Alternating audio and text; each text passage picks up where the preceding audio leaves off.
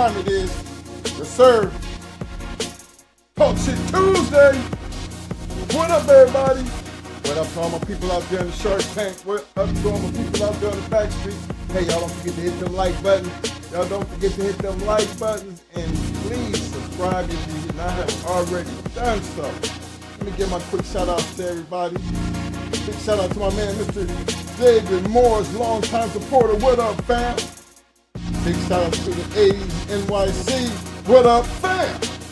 Big shout out to another longtime supporter, everybody, one and only Mr. Dickie Foster in the house. What up, fam? Yo, my man. Now, y'all get to see the Kennels in the house. What up, fam? Yo! Big shout out to the Insane Honey Badger in the house. What up, fam? Dogman RT, I see you, fam. You ain't missed nothing. We just getting started, fam. Representing the D, my main man, Chico Nicholas in the house. What up, fam? Yo, Catch Rick, I see you, fam.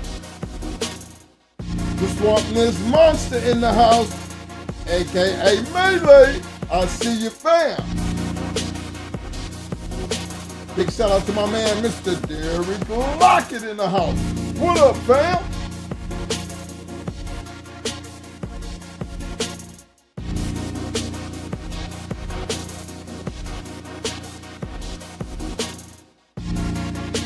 Big shout out to my man, Mr. Bruce Banner in the house. What up, fam? Big shout out to newcomer in the Shark Tank, my man, Mr. Twan Raw in the house. What up, fam? Welcome to the Shark Tank, fam. Big shout out to Shreveport Mike in the house. I see you, fam.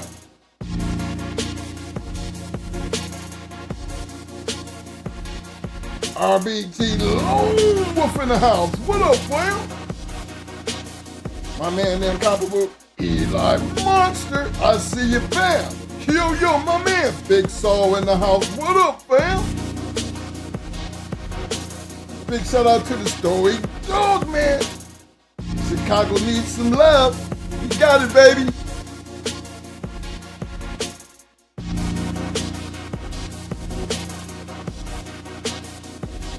Big shout out to the Spike Brothers Kennels in the house. What up, fam? Y'all don't forget to hit them like buttons. Don't forget to hit them like buttons.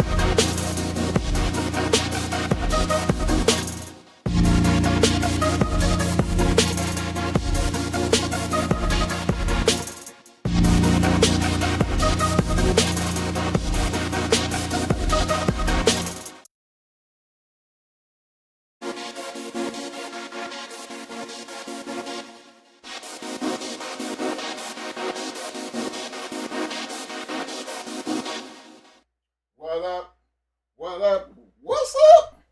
Y'all know what time it is. It's that Talk Shit Tuesday. Appreciate everybody for showing up. I appreciate everybody for showing up, hanging out with us on this Tuesday night. And I want to give a big shout out to all my people out there on the back street, letting you know I see you, fam. Another big shout out to all my people out there in the Shark Tank. Fellas, you know it's Tuesday and everything. After a long weekend, we got the Super Bowl coming up. A lot of activity going on. Anybody seen the fights over the weekend? Some pretty good fights. You know, this took me back to how some of the old timers, man, just be getting smashed. That new crew, well, I ain't going to say they even a new crew. I just think that sometimes you can just be too old to be out there. You know how you just run that run and then you get that horrible loss? It's like Mike Tyson was never the same after he got that jaw rocked. You know what I'm saying? He was never the same guy. You know, I seen some, I think Adesanya in the UFC. That's his third ass whooping, back to back to back. It's like, man, at what point do you think enough is enough?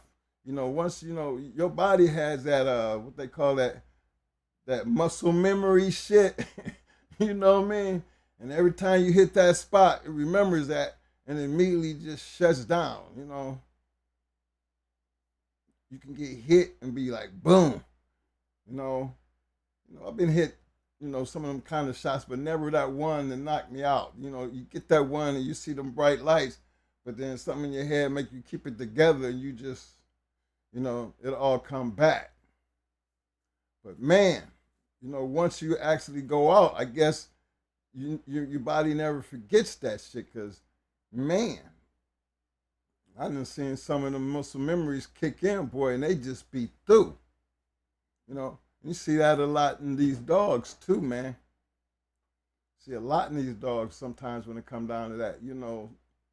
That once you get that fight or flight in your mind, it's hard to get beyond that. They're supposed to have better memory than humans, so that's what I'm like. Damn. So you better keep that thought in mind.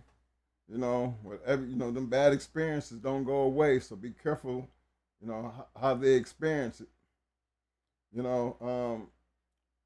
Another thing, again, I always speak on when we used to start the show about, did you feed the dogs? Did you check their water? Did you clean up the shed? Did you check them cameras? Remember, we used to always do that. I've been trying to tell y'all we're going to try to get back to that. But man, let me tell you, I seen the story where the man got 475 years.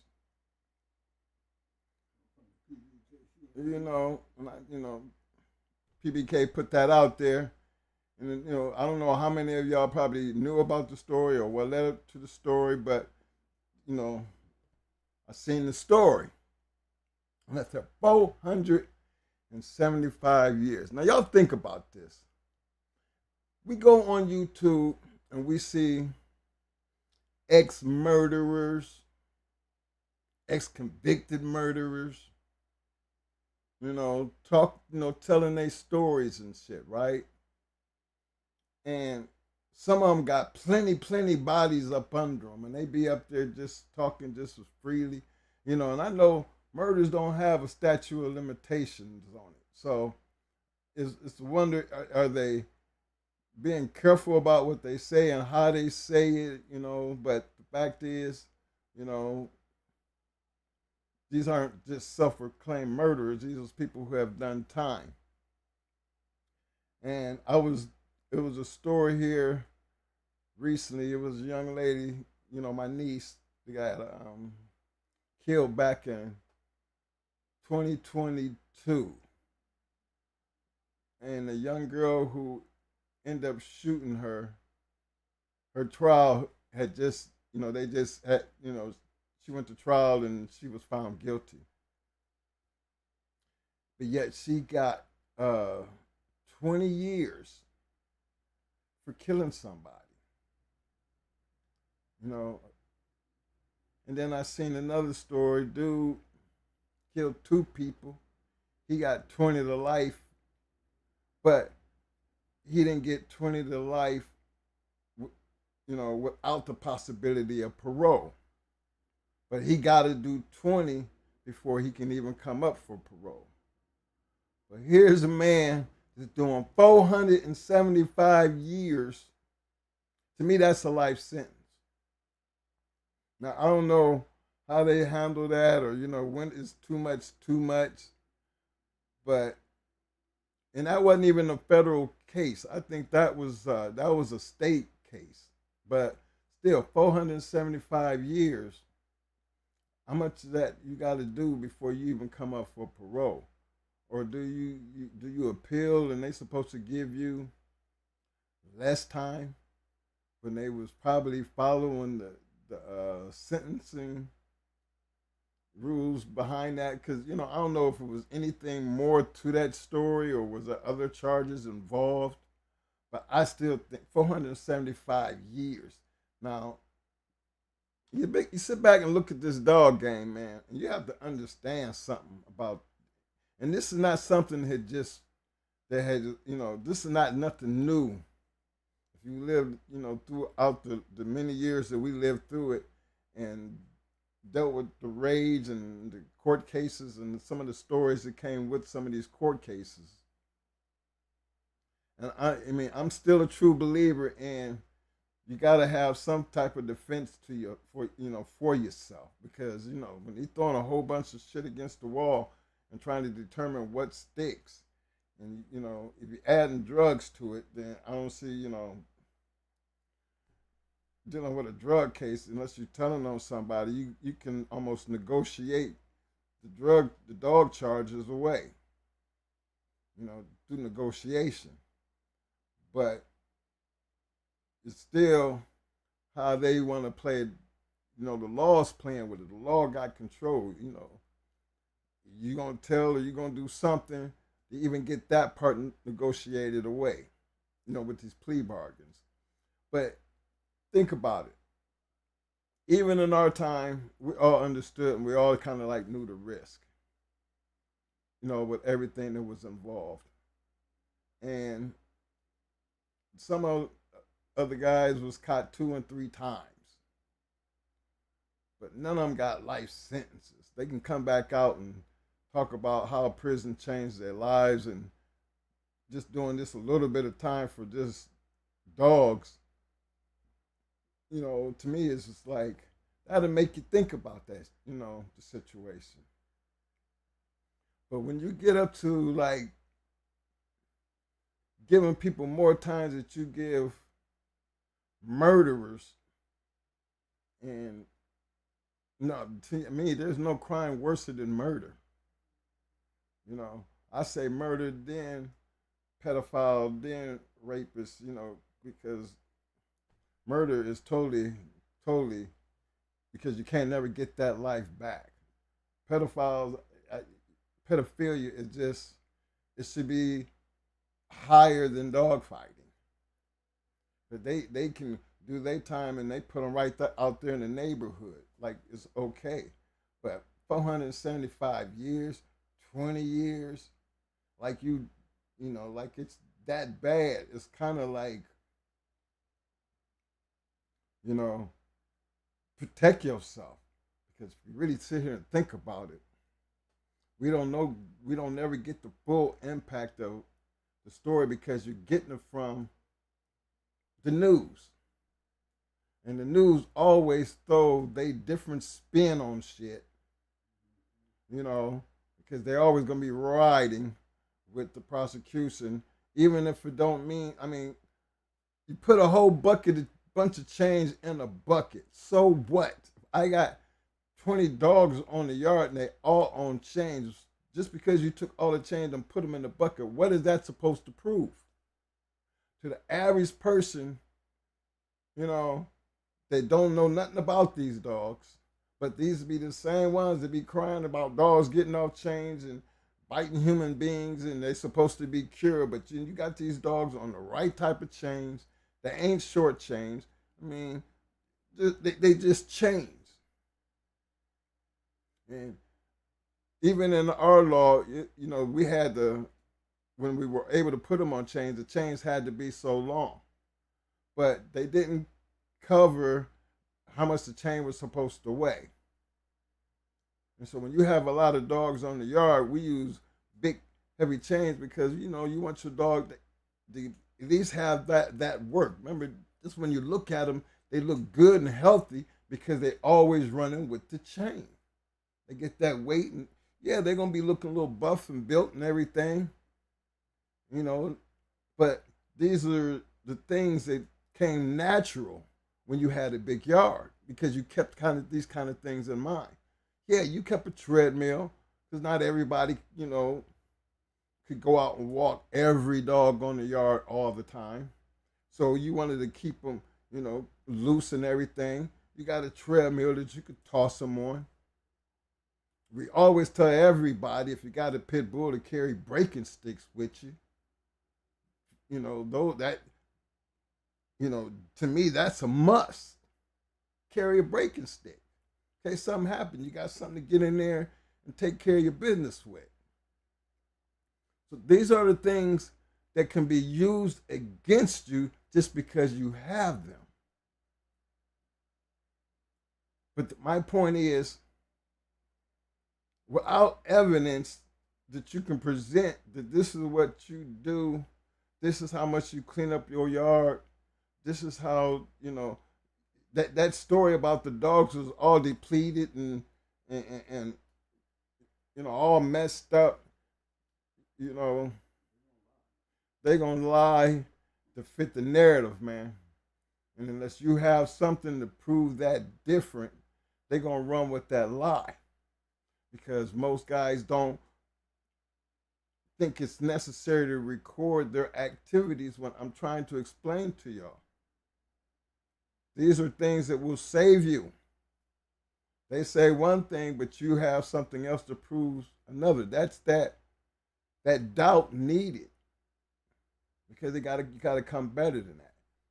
Then we have these things like yard accidents. Anybody who's ever had a bunch of pit bulls on the yard know, as horrible as it is, it does happen. I've seen guys on YouTube, not knowing, they just taking pictures, taking videos of they big bullies and shit, and then all of a sudden, you got the scrap going on. Somebody's getting injured. These things happen. That to me is a yard accident. Totally, you can't control it. All you can do is stop it. But imagine them yard accidents where you ain't home.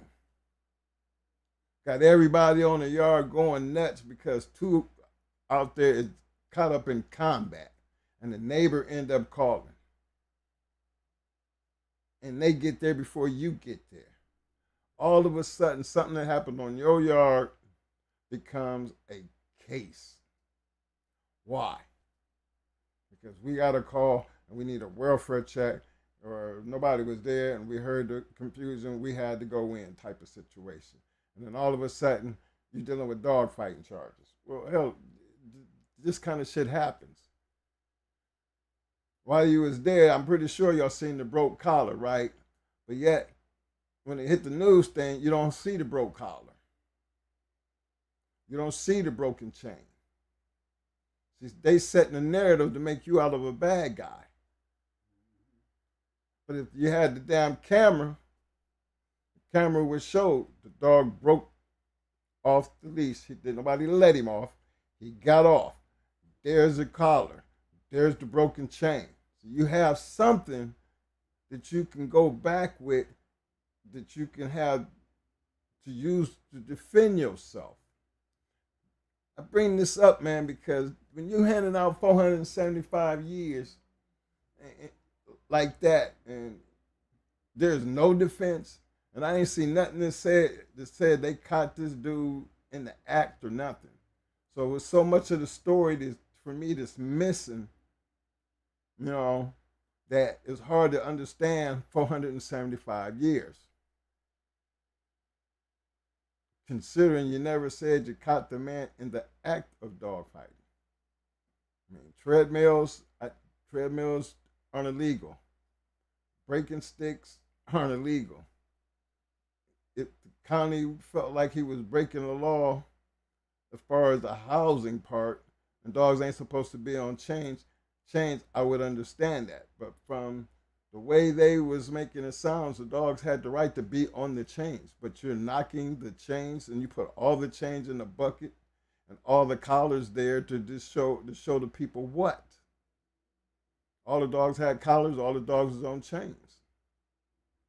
But to spin that in a negative way that's just how this thing been working. You know what I'm saying? What's supposed to be the defense to that? See, there's so much that we don't know, but You be, if I was you, I would be trying to find out as much as you can, because 475 years make you go look at that yard and be ready. Is it worth even having on the yard? Especially you're not going to do the right things to protect yourself. And to me, I said the right thing to protect yourself is have your cameras or something going, showing that you feed the dogs. No way these dogs can be starving when I got 7 days of videos of watching. I do this on a routine basis. I had just done it the night before you came and just tell me these dogs were sick and looking all like this.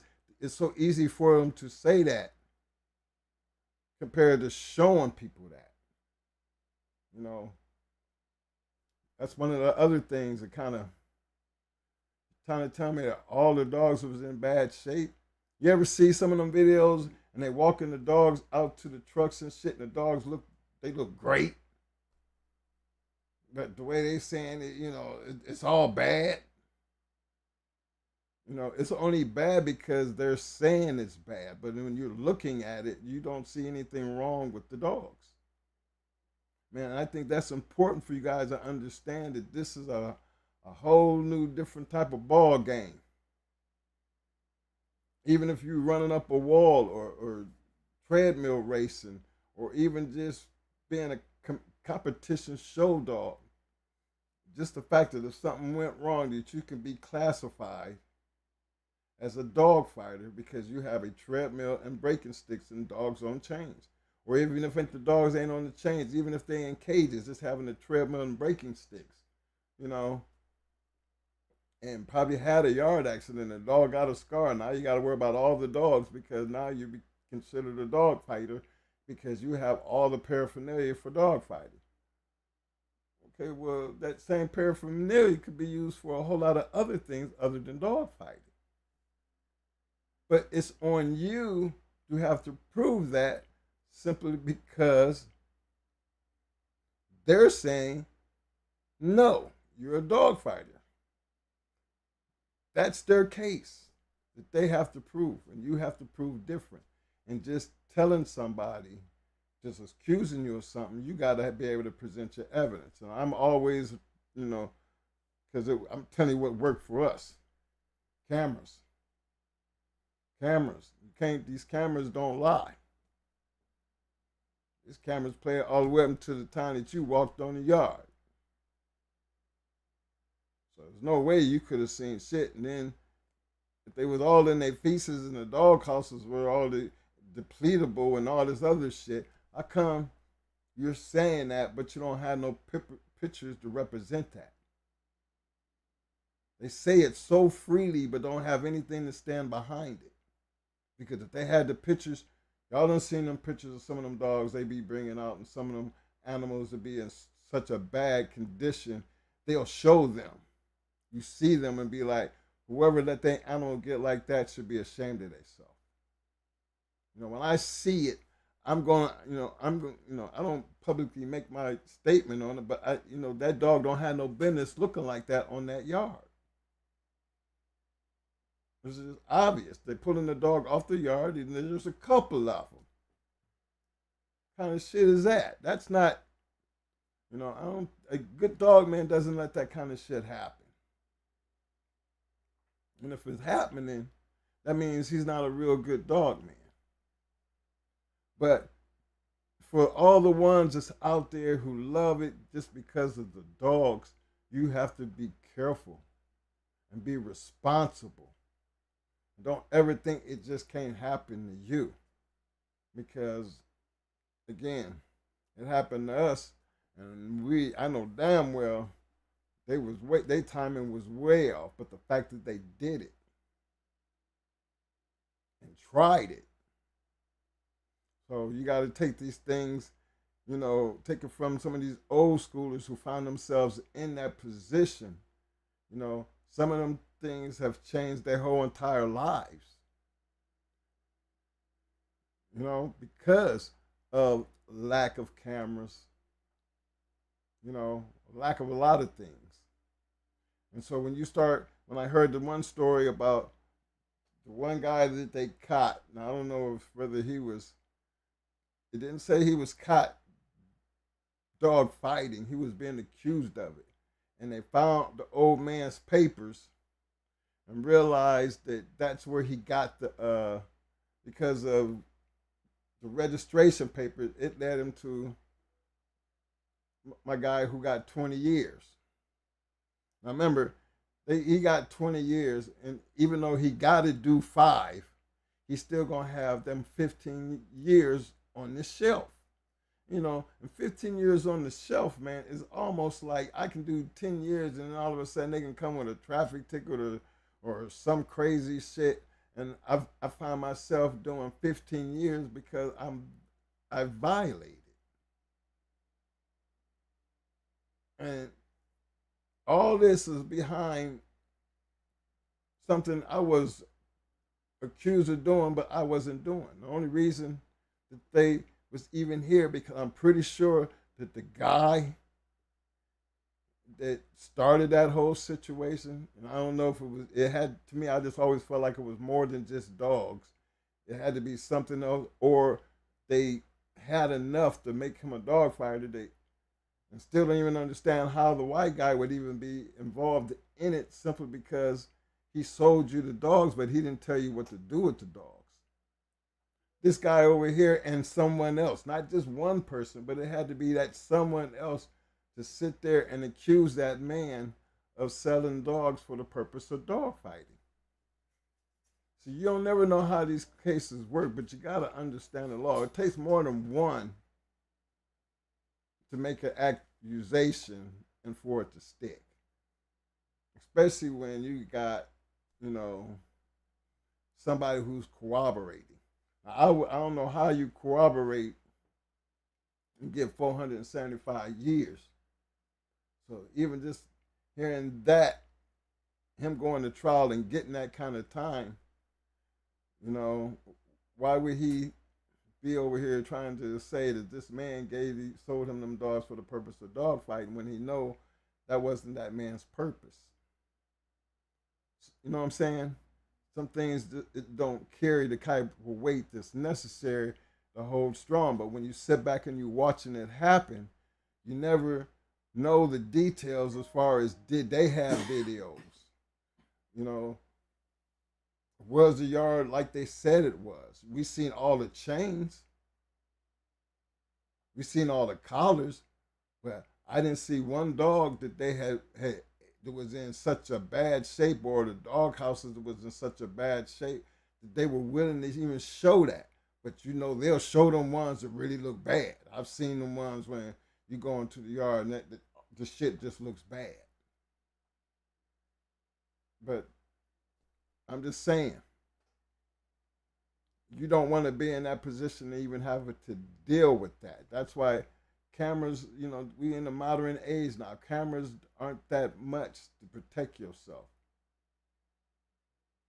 Because moving forward, why can't you have a treadmill? I see a lot of the guys getting their dogs ready for these competition shows. I see a lot of guys with all types of breeds running on treadmills. They're showing their dogs running on treadmills.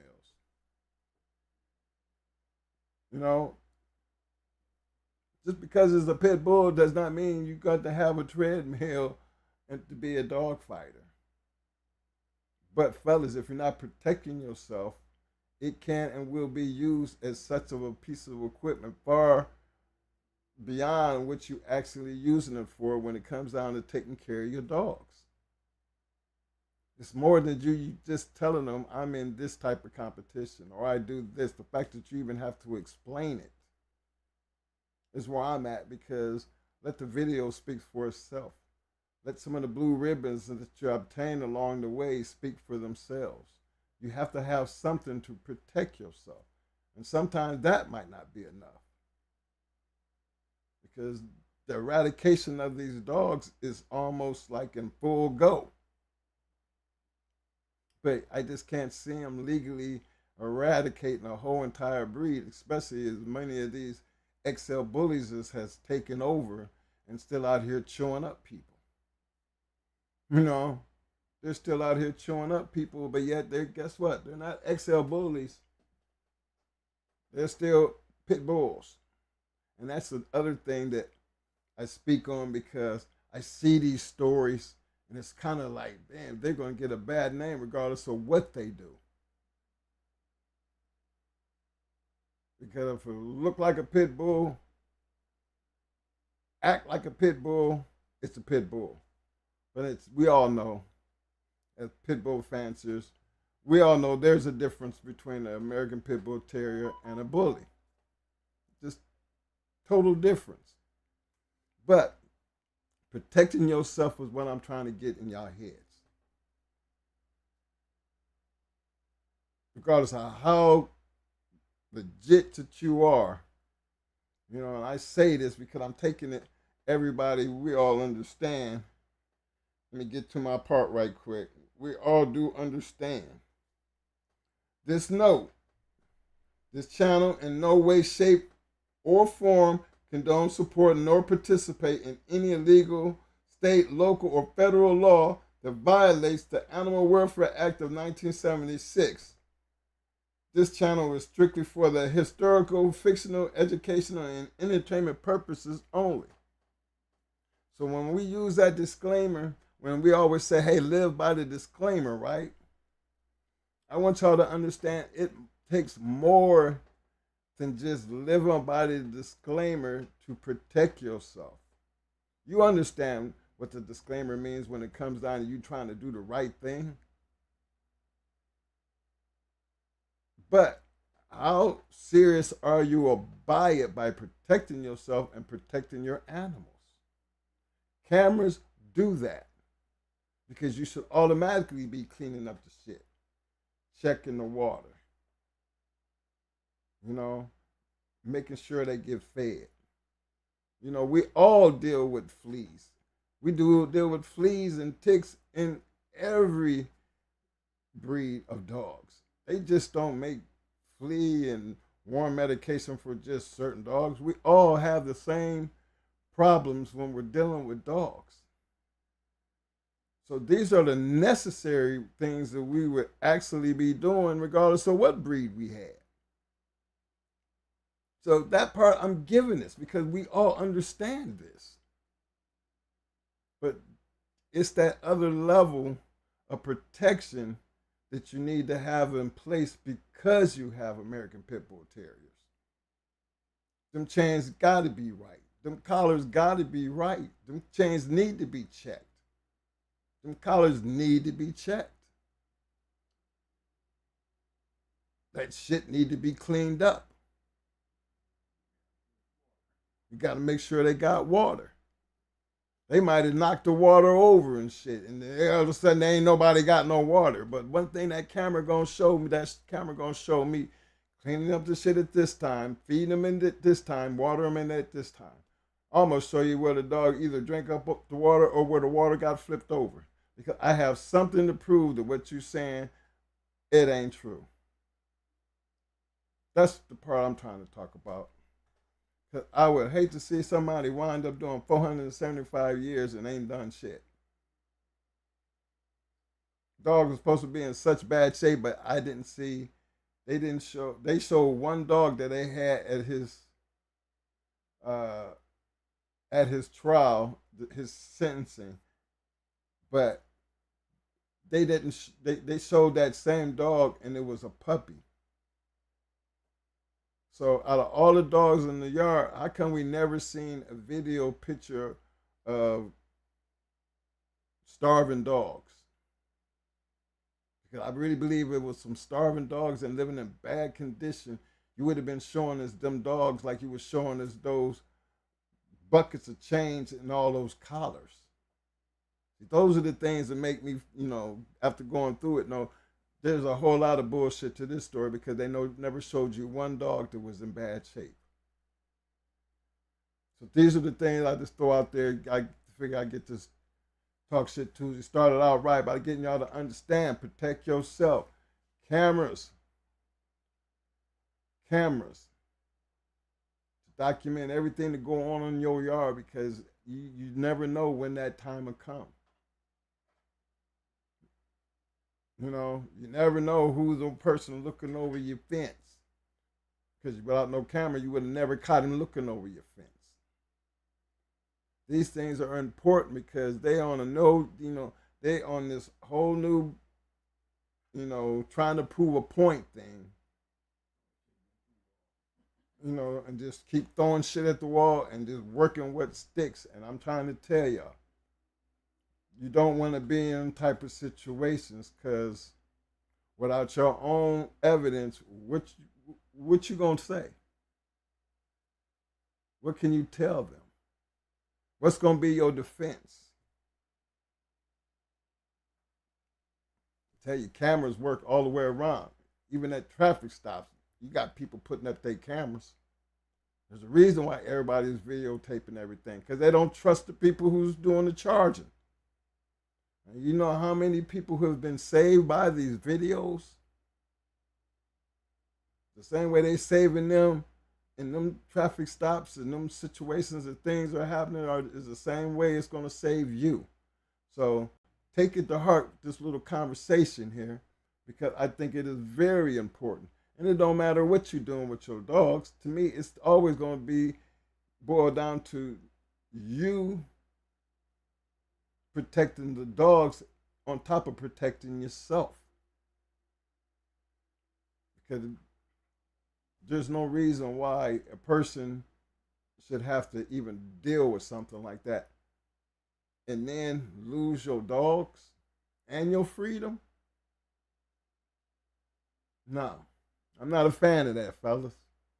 And for being a person who watched, my brother go through that madness, and the whole time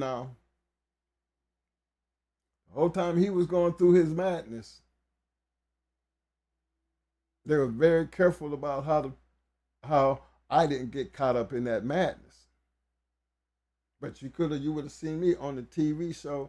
I mean, right there at the news when they was doing all that dumb shit, and they called us thinking, you're gonna interview me because, like I told them, it took them 3 years to get to a trial. But before that, the day it happened, they put that camera in my face, and I told him by the time it's said and done, he gonna beat those charges. And when he ended up beating them charges, you didn't see no big eyewitness news and all this other stuff. But then I watched my boy who got that 475 years. They had a whole new news conference on it.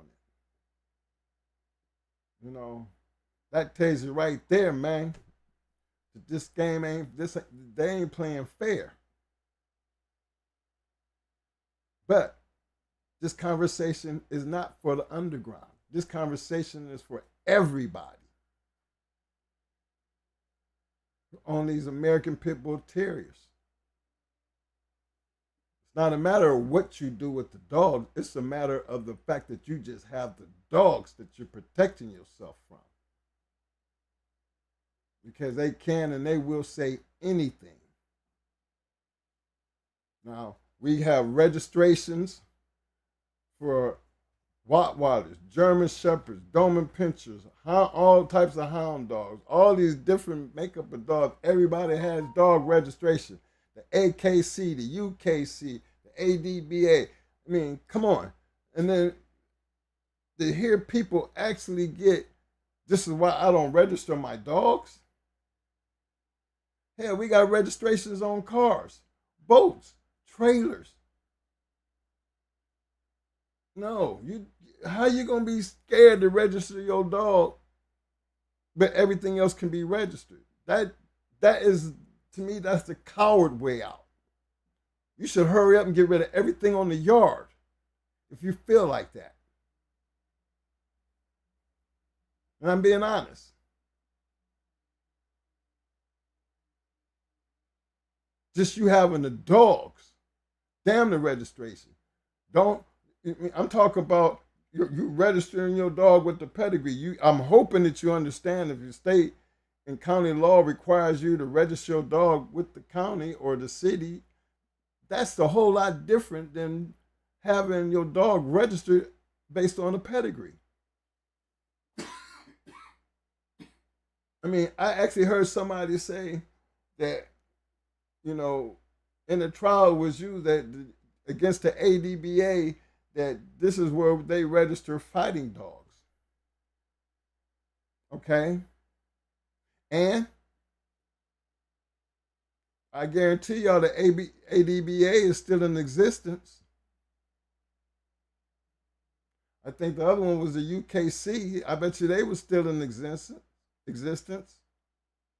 I mean, that should never be, that thing that just keeps you from wanting to register your dog the right way so your dog will have some type of lineage history.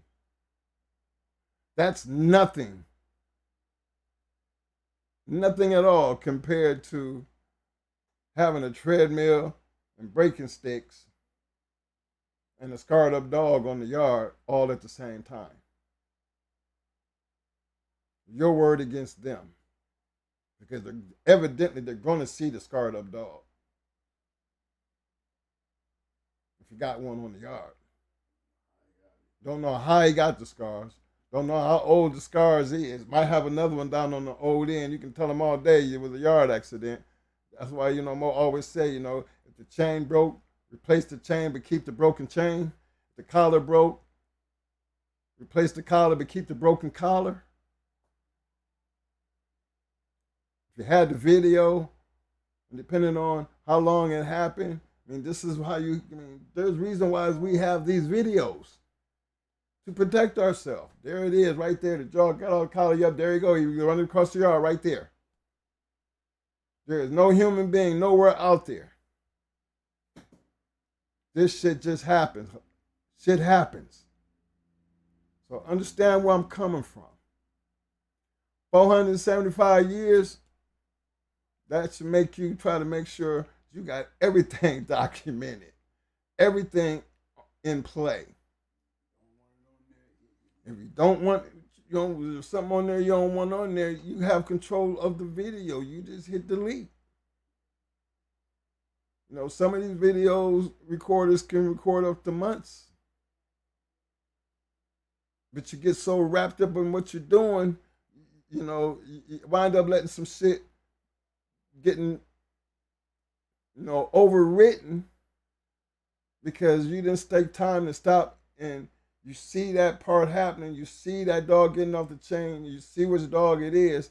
In case they come on the yard, it's them two dogs. If I don't do nothing but crop that video at that point right there and save it. In case I might need that. Because I got to explain this dog and the scar on his face. I know that sounds like putting in a lot more work, but ain't the dog's lives and your freedom worth that much? I think it is. I really believe it is. Because again, they're not playing fair. And I just hate to see innocent people, go down for something that they really didn't do. But they weren't prepared to deal with what came at them. Because I'm tell you something, I learned something through our case, fellas. There are no pit bull lawyers out there. Not when our case was going on. It was one, in my brother's case, when you threw out everything that was associated with the search warrant, everything that was associated with the search warrant, you couldn't use. Because the evidence proved, based on your own pictures, and his video, everything that you got to get those two search warrants was debunked. It was all a lie. So you're going to throw all that away, but yes, continue a trial based off the evidence that you obtained during the search warrant. Now, I've seen a lot of cases going on. I was always under the impression once you killed the search warrant and it became deemed infallible that everything after the search warrant, that case was supposed to be gone. But please understand that when you went through, I think, 5, 6 different lawyers where he had to actually defend himself 3 years of that. This is why we try to make it where, look, fellas, this is not an easy situation to deal with once you start down that pathway with 30 plus years sitting on, like his was 30 years sitting on his, and the best they wanted to come back as a plea bargain was 20. 20? For what? For what? A bunch of lies? Okay, didn't have the dogs. I mean, you went, took the dogs, killed them, had a trial. No, before they even had the trial, the things that caused the whole situation was the search warrants, dog was all this and all that. But guess what? Based on their own pictures, own investigation, prosecutor, we can't use that. Ain't that water right there? I mean, where's the dogs under stress? Where the dog house supposed to be ate up? Where there's a picture right here with the dogs got water. What are you saying? The dogs didn't have no water. Well, hell, an hour before y'all got there, there's Mr. Bates out there cleaning up his yard. The video even shows y'all when y'all drove by the house. So at what point do you feel like he wasn't feeding or eating the dog? Oh, the prosecution, no, we don't want to deal with that. No, we're not going to use that. We're not even going to charge him with that. But now we're going to just go after the dog fighting part. How is you going after the dog fighting part when nobody was even caught in the box? Y'all just going after the dog fighting part because of what that person said. Ain't that the same person who went and got the search warrant? That was a lie. What makes you think the rest of this shit ain't a lie? So these are the things, man, that if you are dependent on a lawyer, I mean, I always said, using being in business, we have civil lawyers and then we have criminal lawyers. You have some lawyers who can handle robbery cases real well. Then you have them specialty lawyers who handle them murder cases and them high-end conspiracy cases. Or then you just have them lawyers who know police corruption and they can just go in there and poke holes in that police corruption situation. But those are certain type of lawyers. And then think how much money they be asking for you to come up with just to be able to defend yourself when there's really no reason for you to have to defend yourself based on a lie. But guess what, gentlemen? You just maybe be ready when you find yourself in that situation, because you're hearing it come from me and many others who have dealt with it. They don't play fair. And you got to have something. So take this as a word of advice, because they killed all our dogs. When that whole case was over, how you going to get him his dogs back and they've been in 3 years later and they've been dead? Well, who killed them? And then everybody starts pointing fingers. But the law stated the dogs wasn't supposed to be dead. But did anybody go to trial for that? Did anybody even go to trial for the lie? And then how can we still having the case when everything is pertaining to why we even having the case is based off a lie? That because of the evidence, you don't want to, you throw that out, but now you're going to take this same person who lied about this and you're going to let him try to prove a dog fighting case, knowing that he never caught bro doing anything. I don't even think they found the treadmill when they raided our yard. I don't even think they got the treadmill. So, see what I'm saying? To then turn around and have a damn trial in front of a jury and be found not guilty on all those dogfighting charges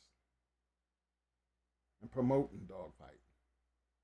Wasn't one cruelty to animals, no housing issue, none of that was in that trial. They tried to bring the book up like Mo said, but the book is like a video. It's protected publication. We talk about these dogs all the time, all over YouTube. Men have been writing stories on these dogs for many, many years, way back before I think I was born. They was writing books about them.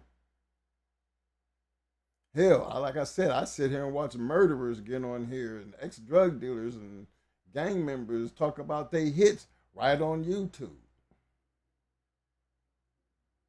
But the fact they would try to use that against you, I have to understand where I'm coming from. What's your defense? If you think it can't never happen to you, you just don't want to be in that situation when it does and you not ready to deal with it. Because we're telling you, when they throwing around 475 years, and there's murderers that don't get that. All right, I can see 25 to 35 years to life, or 25 years. How they do a life sentence without the possibility of parole. That part right there, them generally come with murder cases.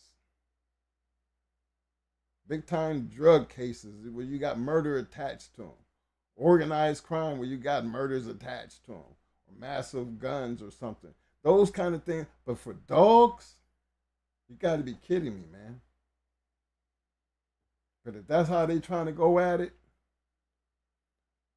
I can see y'all better do a whole lot more than just putting no trespassing on your fence. Some cameras, you better get back to checking them chains, them collars, clean up that shit, watering them dogs, making sure they had that food, and check them damn cameras.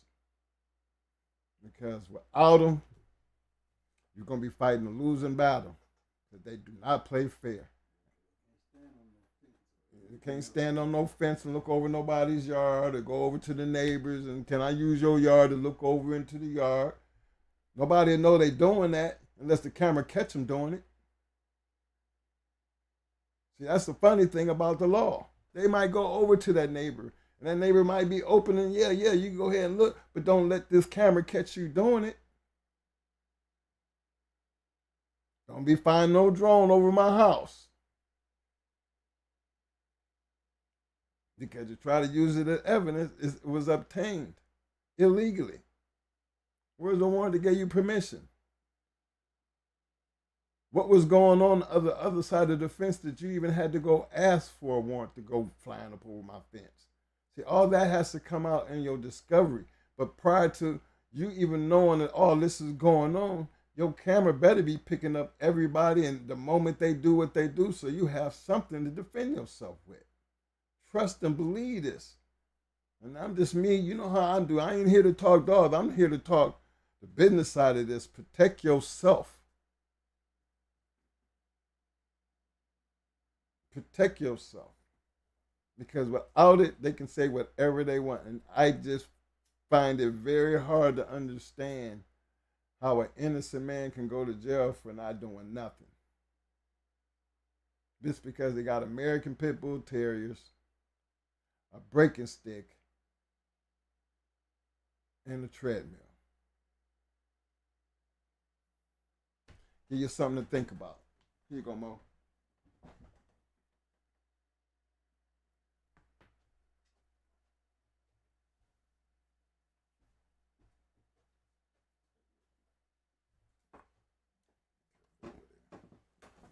What's up, everybody?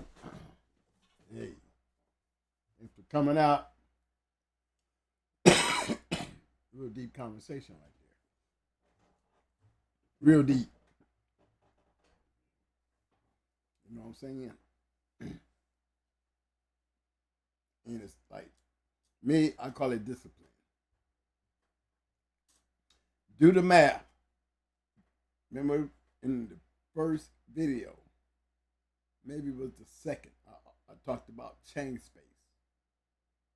The dog that you got on your yard, that chain space is money. It's money. It costs for that dog to be in that chain space. You had to buy the chain, the collar, the dog pans, the house. If those got cages, you got to put them on cages, off the ground, still doghouse, food, time, medicine. You mean you can't take time out? Time out knowing how many chain spaces you have to put an eyeball on that? Do something you ain't got no business doing on camera. It's your camera. Why is it still on there? See what I'm saying? Why is it still on there? It can't still be on there. If it's still on there and we get you on the PBK show, it's your fault. It's called lack of discipline. It's cheaper for you to do that than it would be for you to have to go out and get a lawyer. Or for you to have to go and get your dogs taken. Going to court and try to plead a case with nothing because there's nothing there except for that little stupid thing you left on the camera. You know, they'll take that and run with it. You see guys on Facebook always showing off their hot litters. We all know pit bull puppies will fight.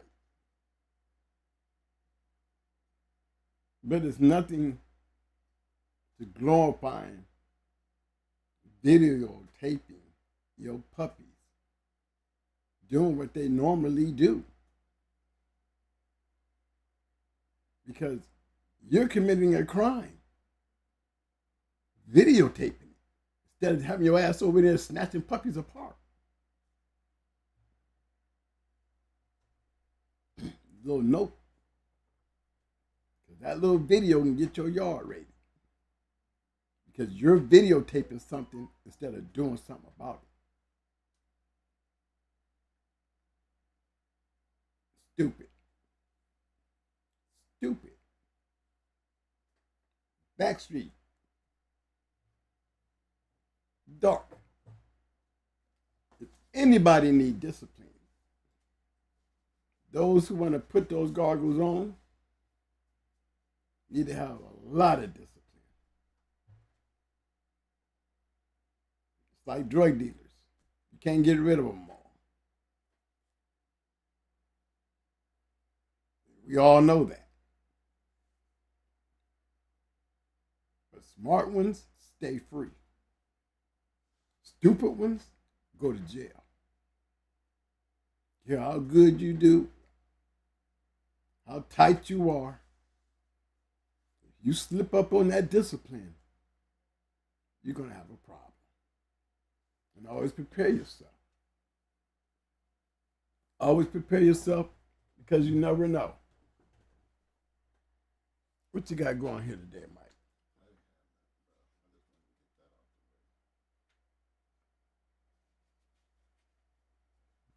I'm looking at this thing still. It's got the Debo and the blue raw. What's up with this?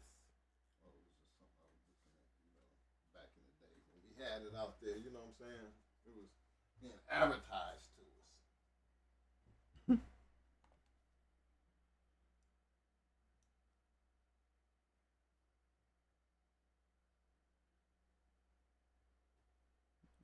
This right here, South Pacific games. Okay.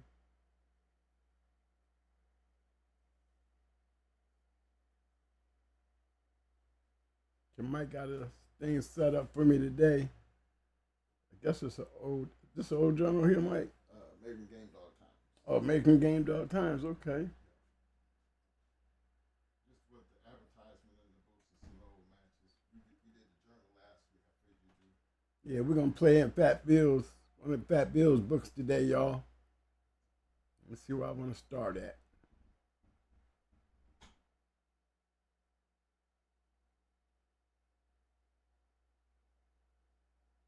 Let's see here.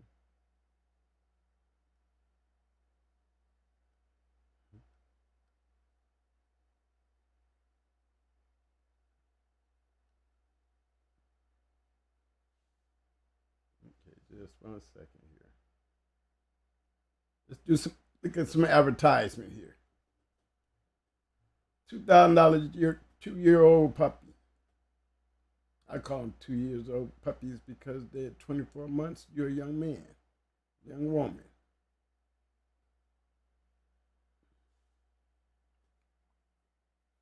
Tri Valley Boys. We have dogs from several top bloodlines available. Pups out of a double daughter of Grand Champion Yellow, bred to a red boy outlaw male from the Cunninghams. You know that dog is red boy death. Available now are pups from Ed Crenshaw's line, inbred on Steve's white dogs. These puppies are inbred Tugger and are $750.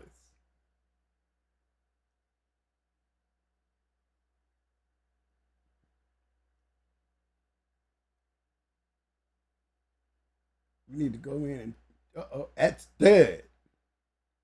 A double bred Grand Champion Yellow Dog, $500. Working man special stud, the best 41-pound dog alive, Champion Chomper. Oh, they got a Fat Bill one right here.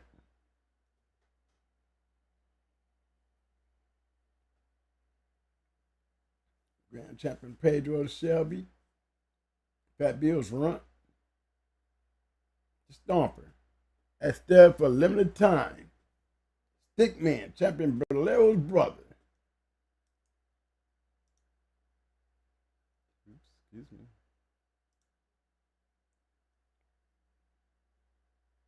Come on, y'all, let's go take a look and see what Stickman up to. I'm going to step away for a second here. We'll come back. We're going to take a look at Stickman and shit.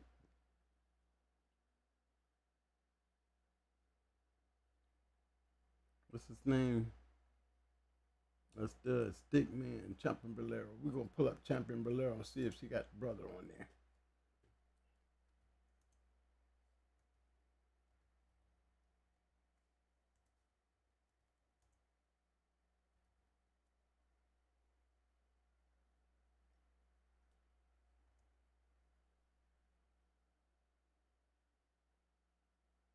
Bud Sauce Patches.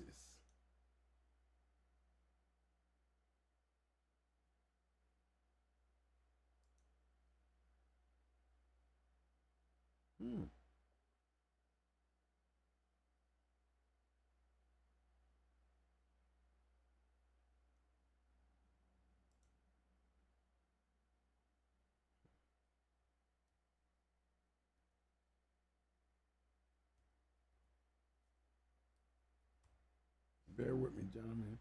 That was another pedigree.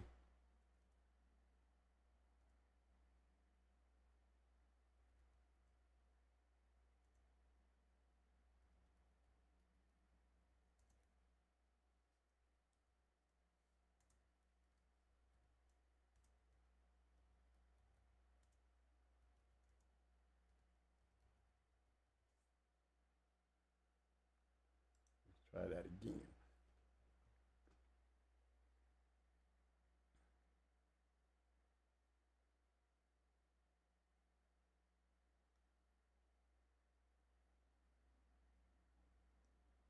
That's crazy. It don't really just pop up like heads online on this one.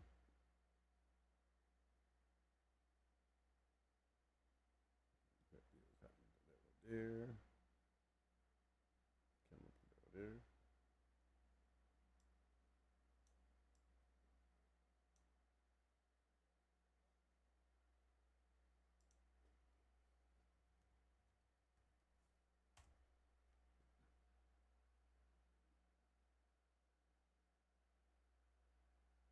Okay, well, I'm gonna go with this one. This is the one I found him on. It ain't the same male.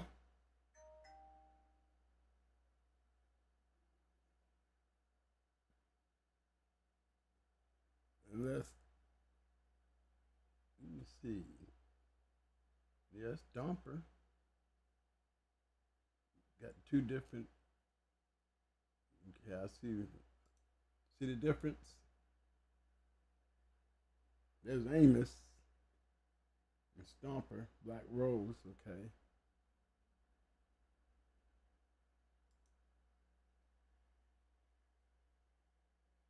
You got Two Eyes and Loco, Laka. Bottom seems to be the same.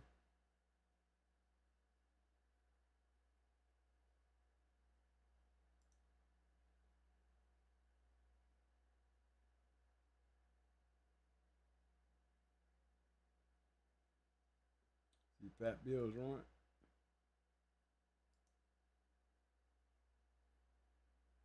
Yep. I'm just surprised it's not on Pets Online. This one got her as a black dog. All that black stuff back there in the back, that Zebo. We call it Zebo. Yeah.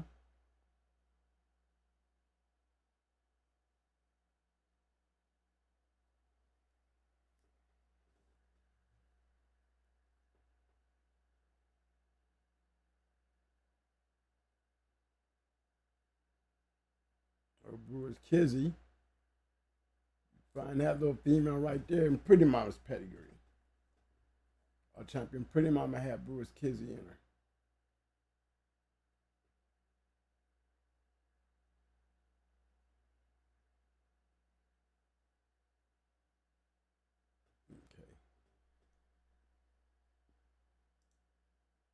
Okay. No bullshit. No bullshitting. Call dogs not intended for illegal activity. The Dixieline Collector. This is Fat Bill.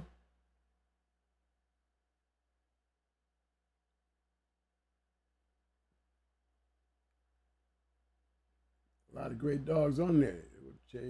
Trey Valley's champion Chomper, Valero, Taz, Bo.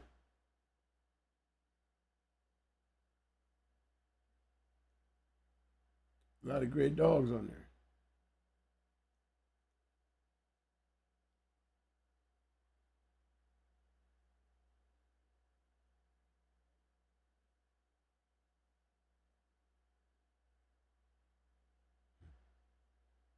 Let's see, what's another one here? Curly Sue's Breeding Stand.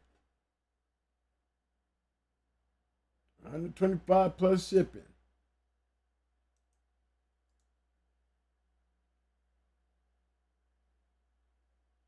I remember back in the day when these things was like a grocery store. They was like a grocery store. You just go through to grab your book. Need something, grab the book. Go find something. Good collars, good. Even got the roids up there.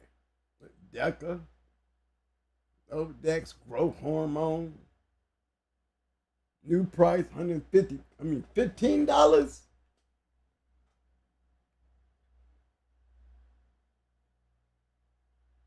Uncle Butcherall, I know. Brooklyn Knight. Sonny. He had this stuff, and it was, to me, he brought it to the forefront. He might get on here and tell us that, somebody turned him on to it. But that Blue Wall, I learned from it from Sonny Mean Street.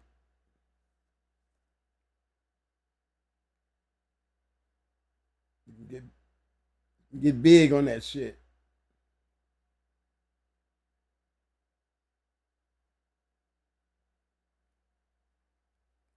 for a page $50. Remember old Jack was charging $100.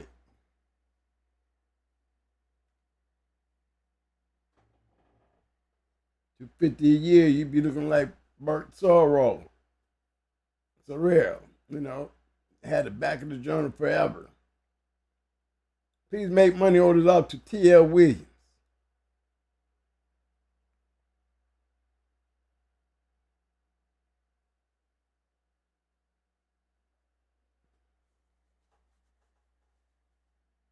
$37.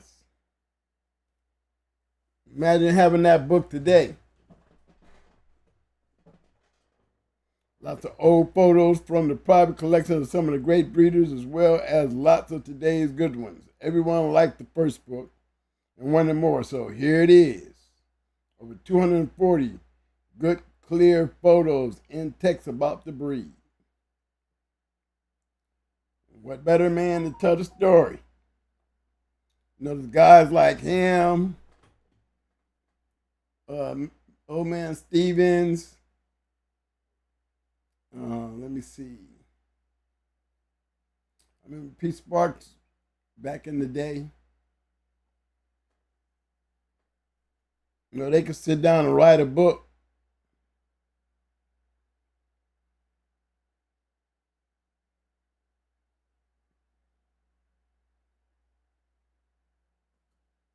Yeah, this is the kennel right here. They had a lot of shit going on back in the day as far as, I didn't know what line they was raising. They had so damn many of them.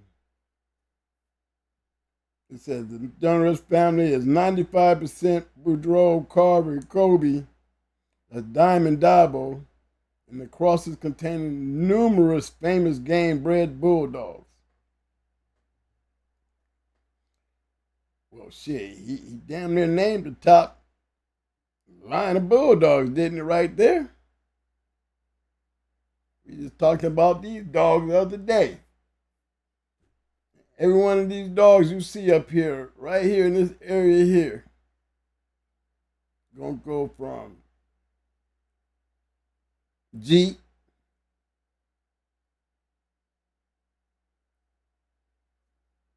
Yellow, Zebo,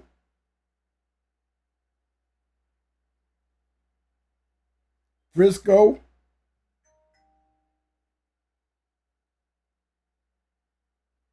Boyles, Patrick, Bolio. You know what I'm saying? All this stuff. All great dogs. Top 5 producing dogs is in this line of dogs right here. Same with the damn females.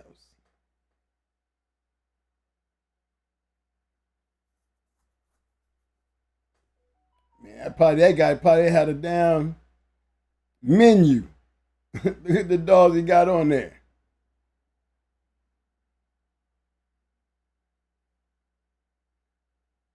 I mean, he damn near got every damn dog on there.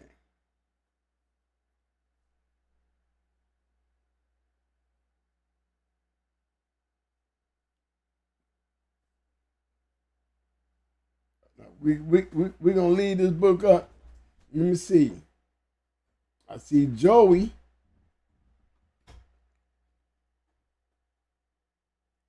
Let's see if we can find any brothers up in here. Not being funny. Can I get one? Ain't being funny. Let me see. Henry B. Champion Missy. No. There's Roadblocks Grand Champion Joy. There's Joy. There's one. I'm just saying. Just wanted to see. Because back around this time, you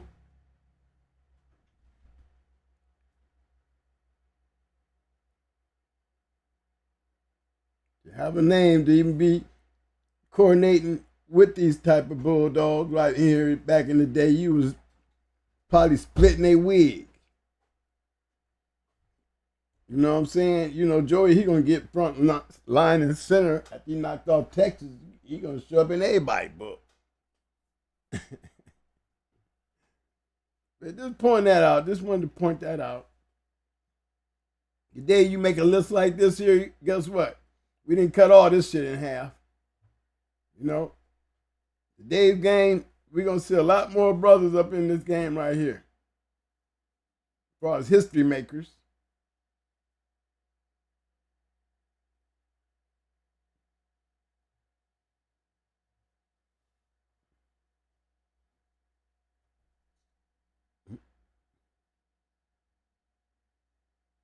Got a grand champion Red River Curly treadmill.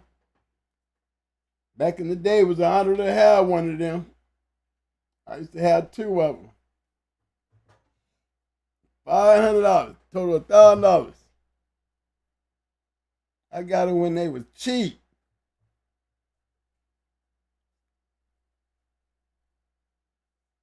Fat meal, exercises for canines.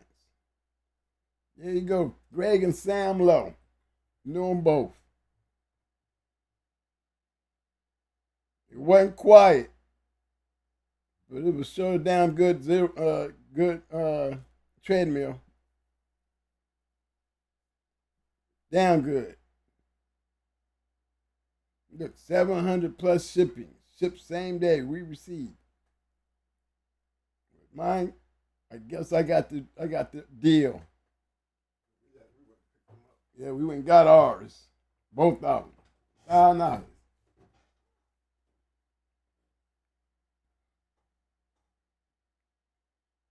Anybody that ever had a Red River Curly treadmill will tell you. Get in touch with them and they'll build you a belt. Build you a whole new belt. Keep it up and going. You know, Gambler got the best meal out there now, though. I got to give it to him, see? He was in Richmond, Ohio. We from Ohio. So it wasn't nothing for us to go back there and grab up us two. Yo, Ohio boys, hell yeah, I give you two of them. Two red ones. Had a little spray paint on that Red River Curly. I got out of Dodge, I would never believe what I did with them.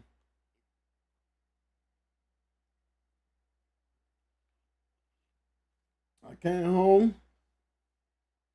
After getting out on bond, took them treadmills to the woods. So somebody's going to be walking the animal through here and be like they got a Christmas present.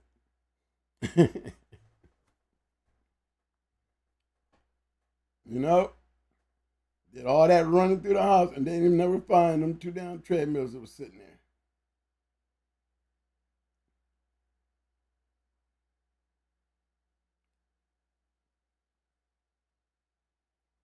Cajun Kennels, the originator of the Boudreaux Eli, the best of the Boudreaux Blind Billy.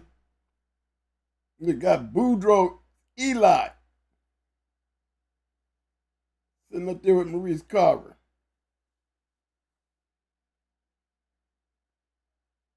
I'm sorry. Before that's Boy Boudreaux, my boss. Had to look again and be like, oh, where am I at?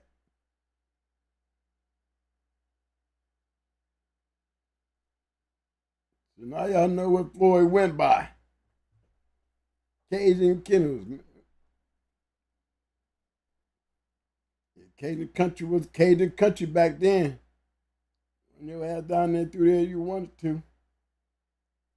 Here's a good one, old Bonafide with their papers. Damn, they look like APBT, don't they?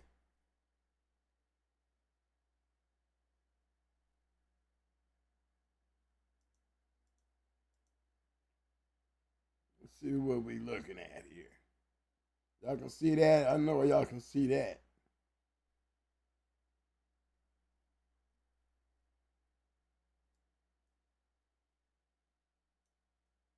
There goes Zebo. Andy and Angie. That's that snowball stuff. There go Mike. Mm-hmm. Oh, yeah. Used gator dog right there. Look at all that Zebo.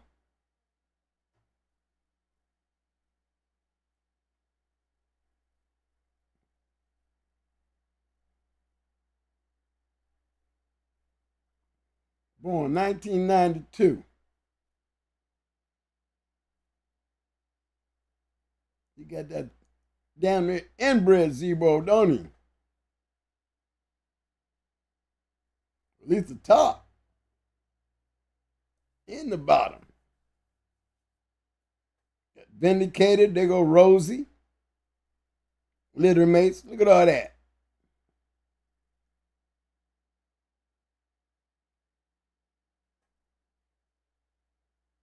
Ain't never seen an inbred Zebo dog. Here you go. Do we need to go look up Gator Girl? Okay, what's his name? Graham's Tojo Gator.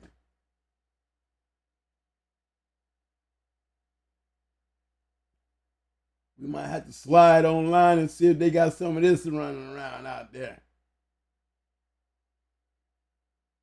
W.A. Smiley and Gator Girl. If we can find it, we go look up Mark's Gator. See him right there? There's a Gator Girl there. So let's go hunting. I want to go hunting. As we know we can definitely find Hughes Gator. Let's go see if we can find Hughes Gator.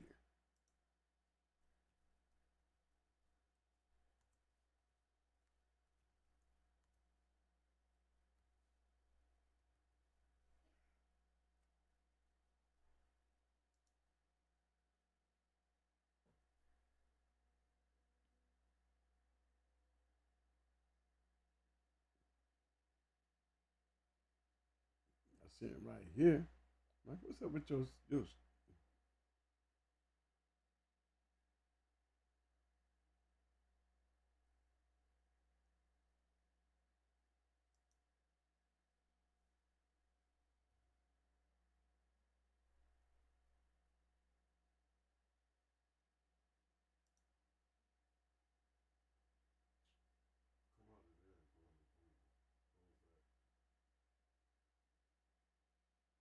close this one.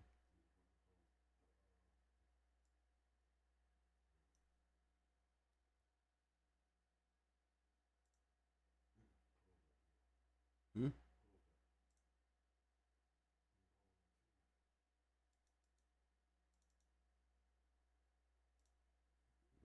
This one, I know this will work over here.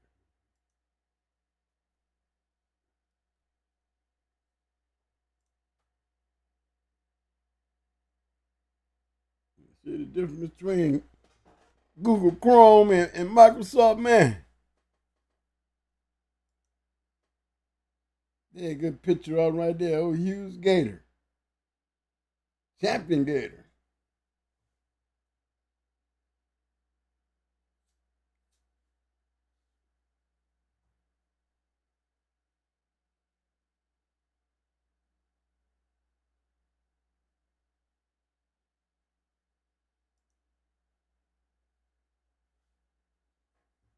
There go Gator Girl.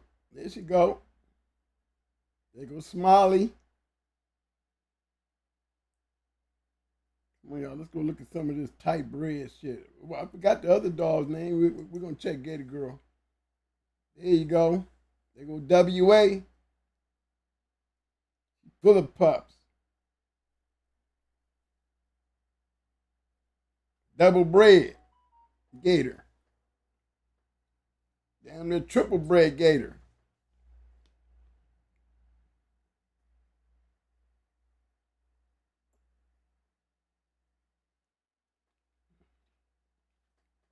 That's damn near one of the tightest damn Zebo dogs I've seen. One of the tightest bred Zebo dogs I've ever seen. This is what happens when it's too tight. Nothing. Nothing. All that tight shit.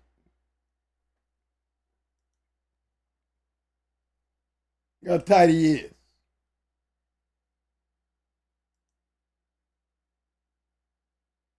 All we get out of that is a one-time winner.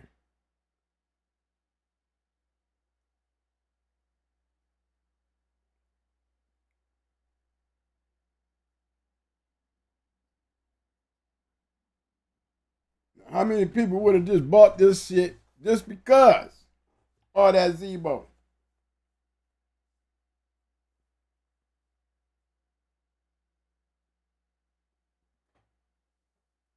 You know?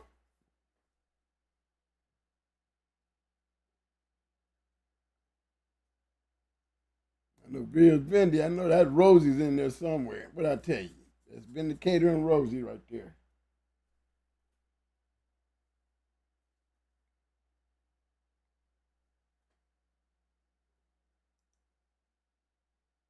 Nothing. Nothing. I know y'all want to say, man, Twin, fuck that Gator shit.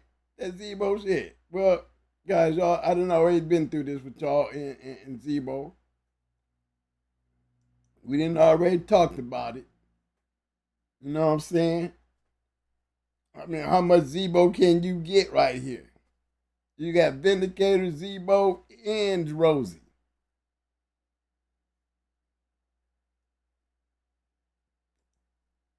Nothing.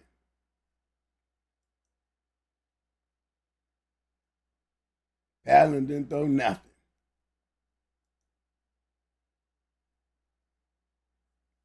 That's Vindicator beating up Finley's bow.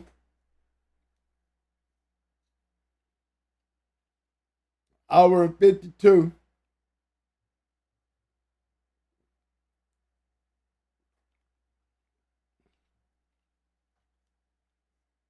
You know that's that Red Boy, that Kobe, Red Boy stuff. You know, can't say they wasn't game. Hour 52.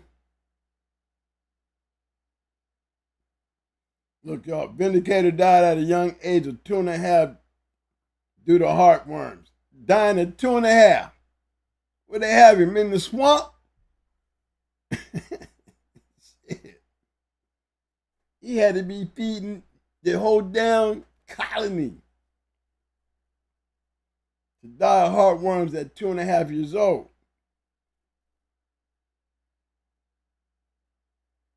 They weren't giving him no heart treatment.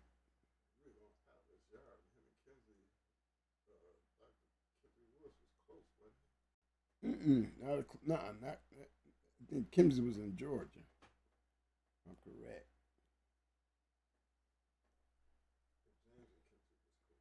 It was James and Atlas. They was the one close to each other. Atlas had Vindicator, and he had Rosie.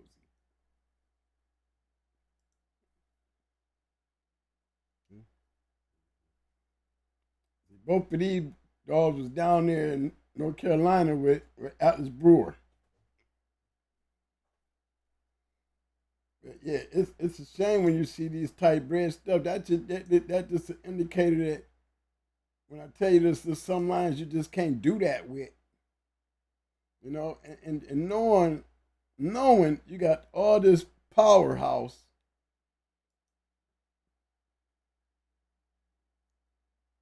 Powerhouse. All this powerhouse.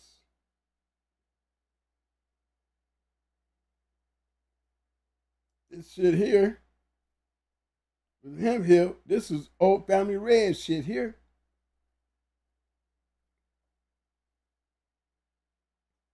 That's what happened.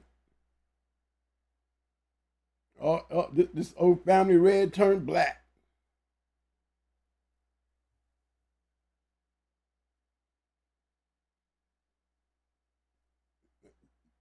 Y'all see that, right?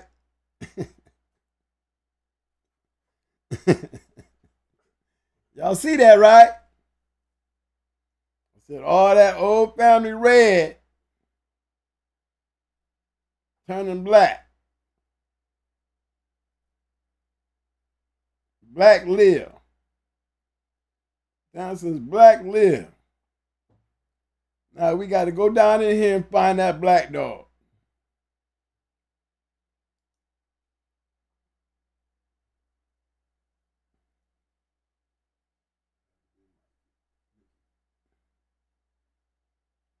We know Red Cloud is definitely red.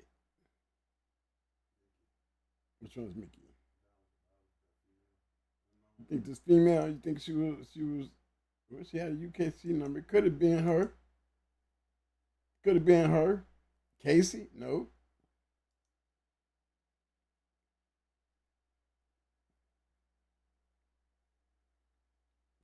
It could have came from here. Red Mike. Okay, we know that's you already know this is gonna be red here. The centipede. Let's see. And then the Nibbit stuff. That's old Joe Cavino. I mean, I'm still seeing red.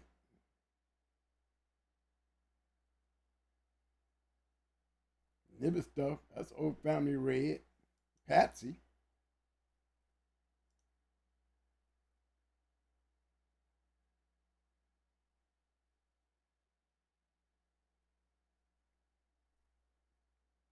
Kobe said he never had no old family red nose. Come on, y'all. Y'all be ready to argue with somebody. Yeah, but he said it. He was telling somebody a damn lie, and went through all these damn years of lying. Well, y'all arguing about it today. Damn it, Kobe had red-nosed dogs too. They don't want to admit that them red dogs was kicking ass. The red noses was beating ass.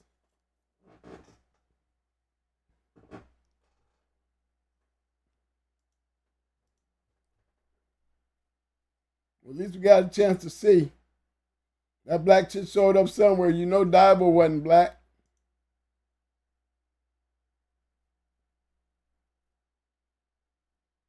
The great old bulldog Dibo was not black. You see Cavino, and there go Goldie. You see them in that other pedigree. Down in here somewhere.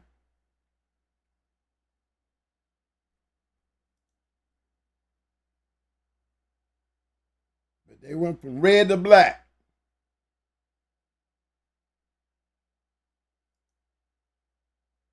They went from red to black.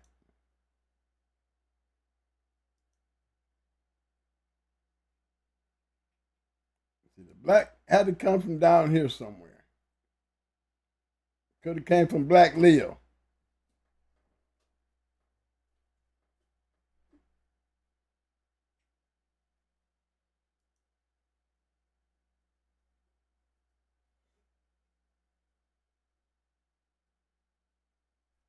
You know Kobe. Kobe dying. Heavy bread, Kobe dying. Heavy bread, Kobe's dying.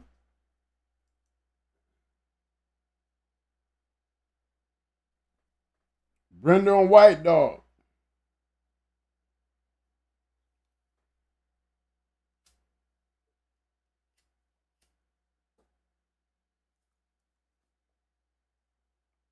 This dog was dead by the time before I was even born. Look at that, 61.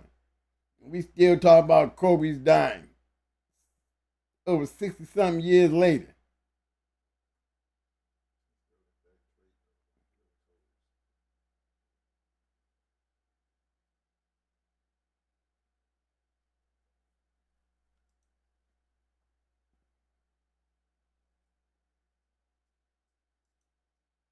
Oh, Peter.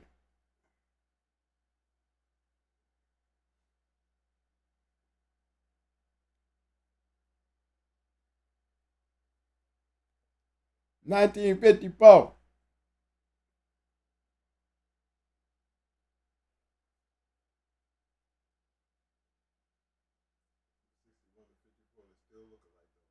Don't they though?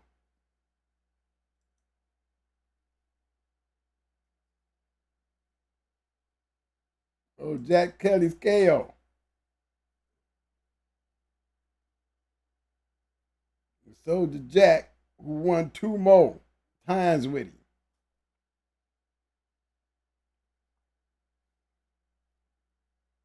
Black and white.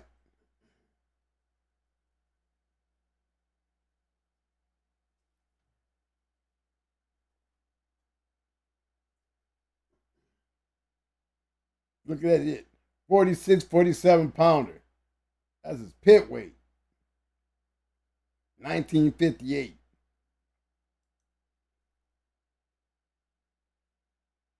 Damn, just imagine, y'all. Wonder how old Jack was when he got this dog. You know what I'm saying? Just imagine how old Jack had to be in. And how old he was doing the journal and shit.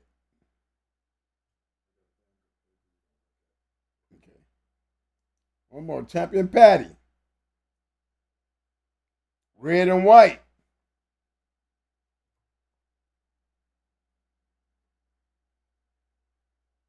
Now, I must say to you guys, these lines of dogs right here,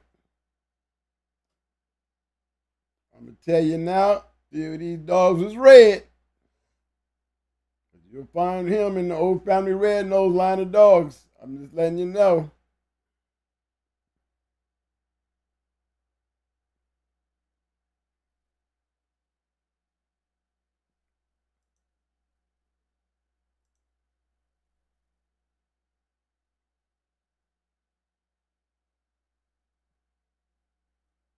You see how tight they bred?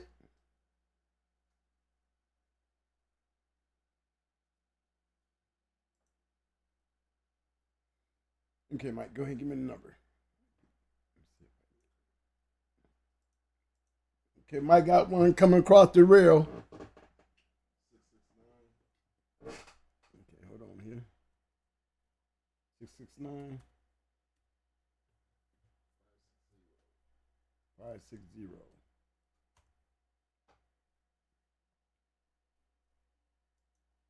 This is by way of Neptune Bullies.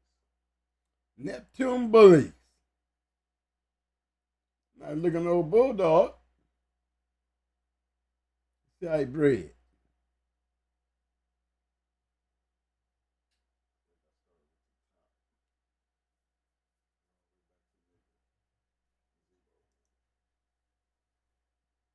You can tell that's a zero dog.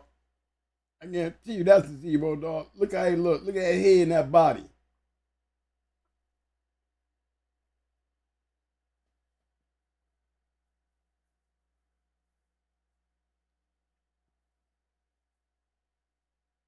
Real tight bred. Let's see where it takes us. Well, we already see down here. She a red bitch. But look at all that black in her.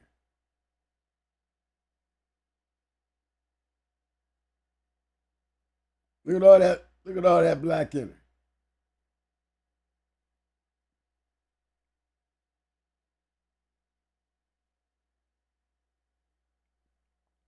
All right, y'all. We go again. Can anybody tell me where the red coming from? All that black?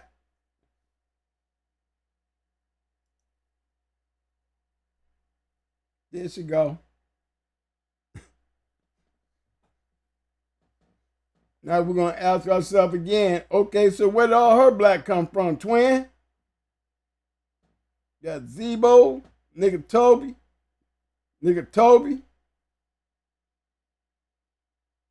You know Mo gonna be black. Midnight, shit. Macho. Eli. He black. She's a red bitch.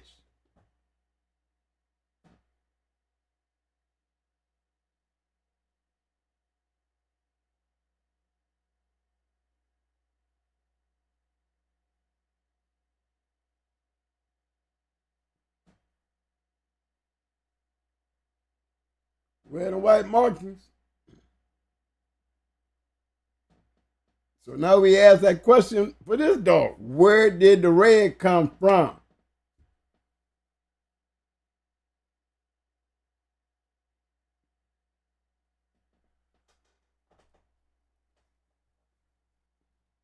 Where did the red come from, gentlemen?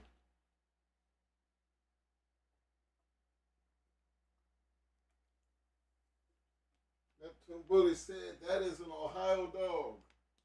OH and a dime. You know, Zebo was around up in that OH. He made it way is up there. He actually ended up there when he died.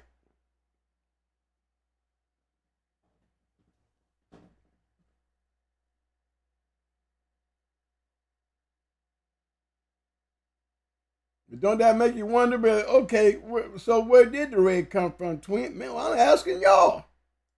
Yeah.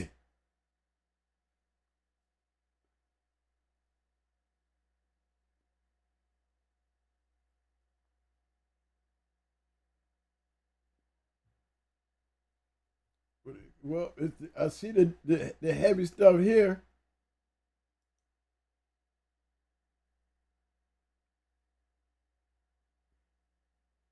No, ain't nothing red in this shit. Ain't nothing red over here. Nothing red over there.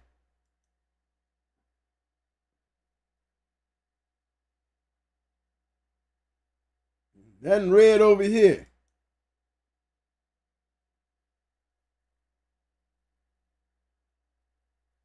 Top and bottom. Y'all, we don't see nothing red over here.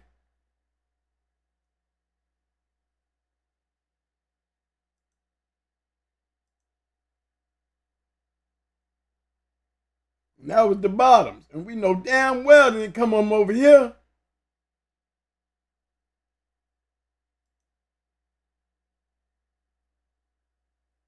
Hey. Hey.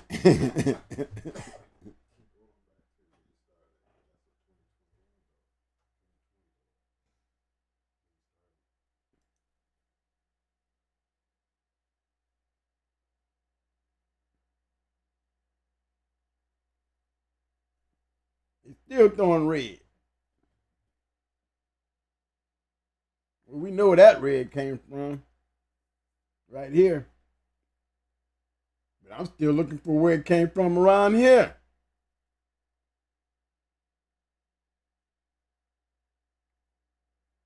Look at here. See what I'm saying?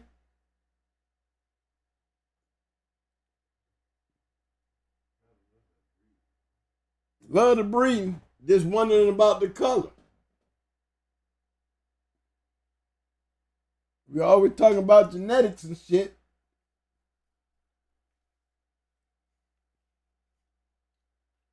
Grinder man, you the one breeding this shit.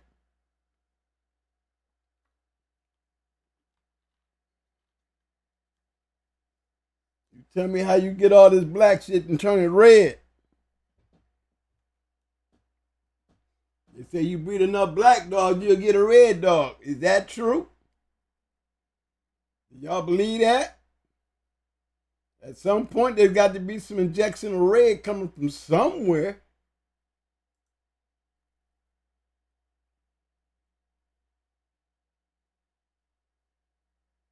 Remember now.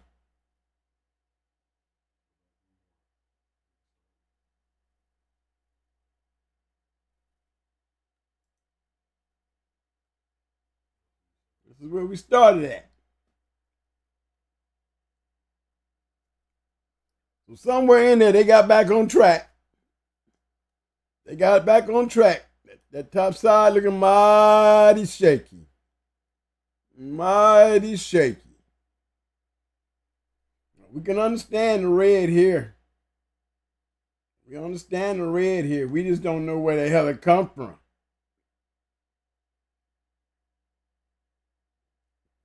Y'all have to agree. We don't know where that red come from. See? Red and white markings. That's Jolene. We still asking the question. We know she's carrying it, but where'd she pick it up from? Then to take it all the way back to black. Nice looking bulldog there. See, is he throwing anything yet? He got a litter. Let me see how you breeding it. Let me see how you breeding it. Let me see how you breeding it. Up, you just threw some epinette up in there.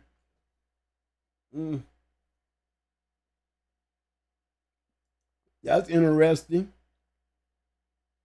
That's very interesting.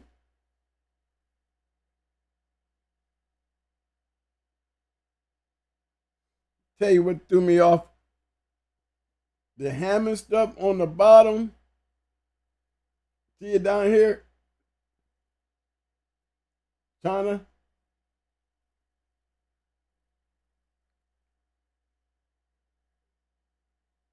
This is what throws me off. I like this part. But this,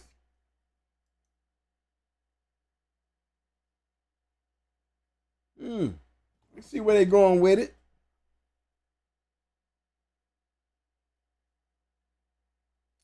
I see some understanding a little bit.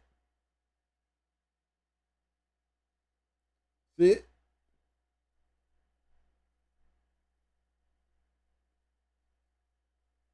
Right there, brother and sister here.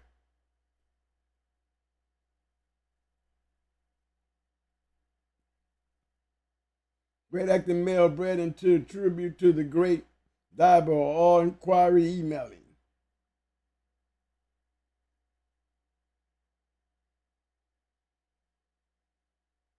Red Tribe Brendo.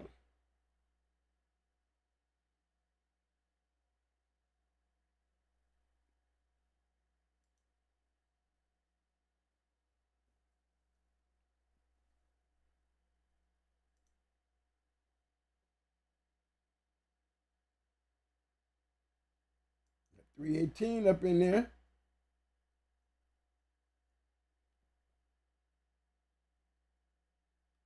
Understand this.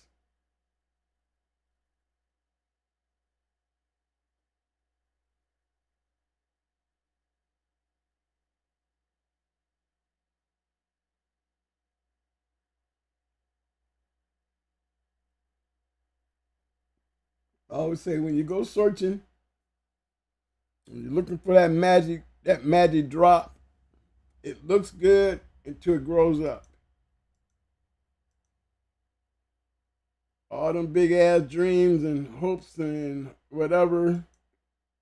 Back then in them days when you sitting up there going outside feeding the yard, everybody barking.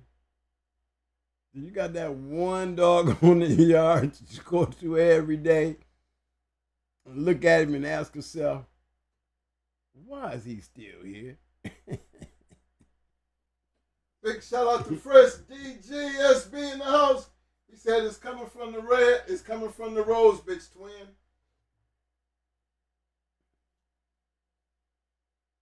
Okay, let me go find Rose.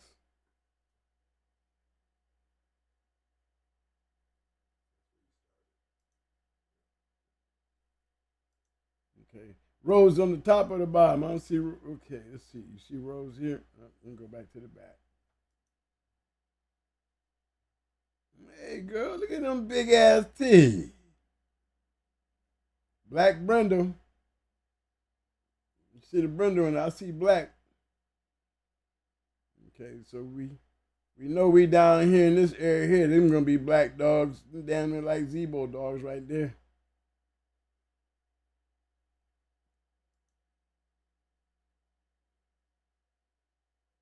See, I'm telling you.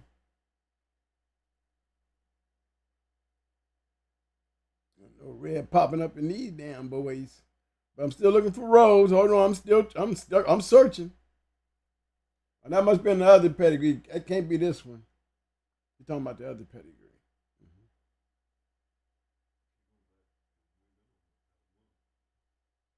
Hmm?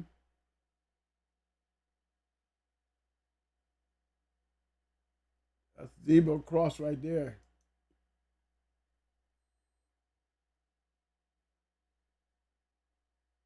Look at old road dog.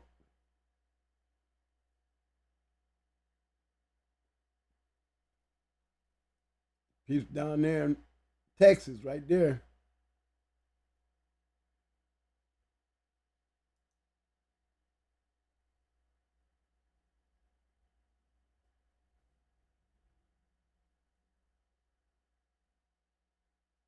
Down in the Kennels.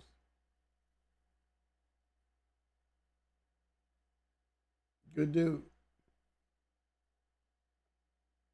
R.I.P.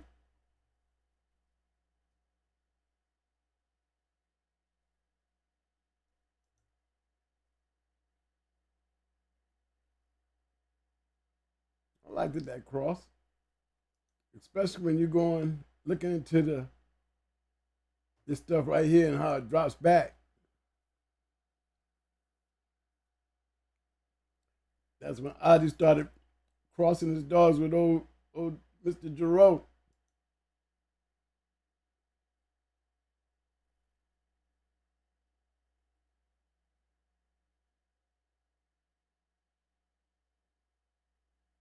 And just imagine the dogs that Ozzy took care of. He's one of the most least talked about guys. If we really just jumped in there and just died into his shit. Oh, Ozzy, we talk about Harry Hargrove and how deep he was. You know what I'm saying? We talk about Boyd and them, you know how they was. But we barely ever talk about old Mr. Ozzy Stevens. Ozzy Stevens was bulldog, more bulldog than both of them put together. Ozzy was more bulldog than put both of them together. Yeah, I said it.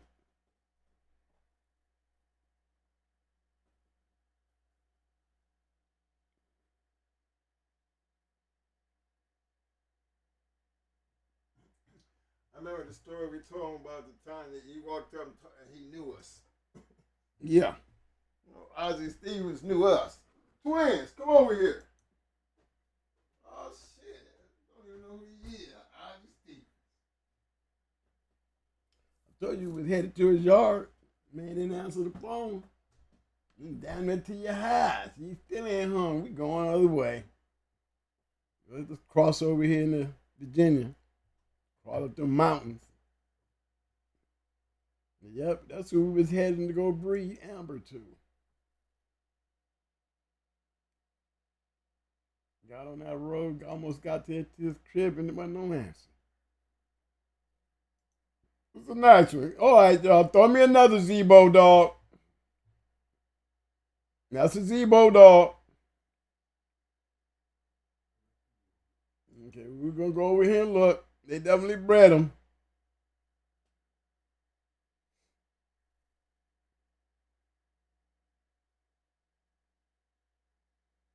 See, when you're holding on to shit and it's in the backyard, when you see a whole bunch of these here, you know what I'm saying?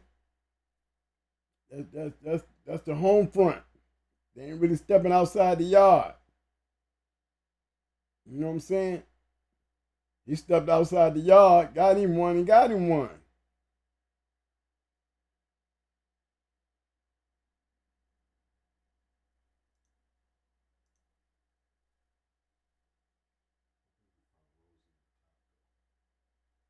So in this one, I think they might have been talking about this pedigree here, Mike. No, not this one, the other, the one we had before. We was asking about where the red stuff came from. Mm-hmm. They talking about this one here. It's the one that had the red in. We're talking about Boudreaux's roads.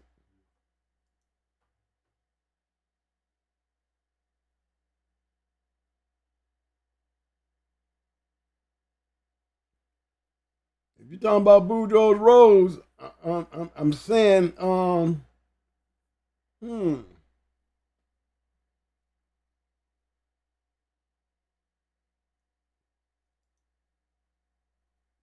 I'm still trying to find if Floyd ever had a red dog on his yard.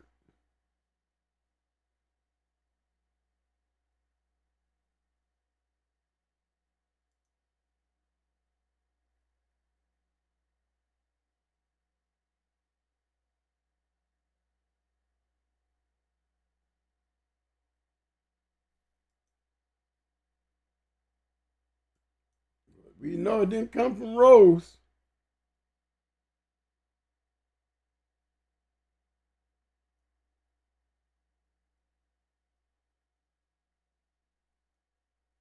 Okay. Well, that's and we talking about.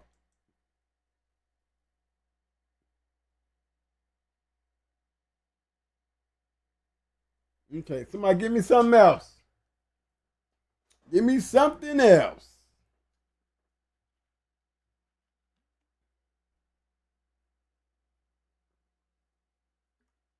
I bet my man saying, man, Twin had your dog on the show last night. He clicked on that red bitch, man, and you know, that's my dude and all, but man, you do not want him digging into your pedigree, bro. Cause you got me coming back asking questions. Man, where that red shit come from? Hope you ain't got nothing up of him. Goddamn, he sure got some answering questions. Well, shit, he didn't breed the shit, but that's a good question. That is a good question. There's nothing wrong with asking. Oh yeah, I'm gonna ask. I'm gonna dig in there, and first thing I see funny. I'm starting to look around the yard, see if y'all got a Rottweiler running loose around here. Got any other dog? Okay. Maybe they had a puppy and they didn't have nowhere to put the puppy, so they stuck it with that litter. It turned out to be a good one. But the thing that I'm gonna point out to y'all on this stuff.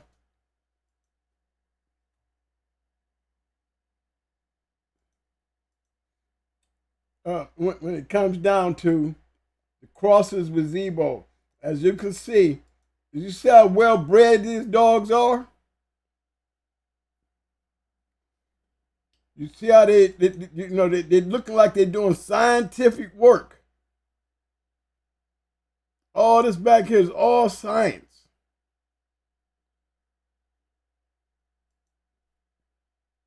Go to the bottom. All science. It looked like it, right? I'm gonna tell y'all the truth. When I look at this right here, I'm already missing key elements. I'm already falling short of the mark. I got too much of this going on. Too much of this right here going on. That's the indicator. That is the indicator. We're going to go over here and we're going to check him out.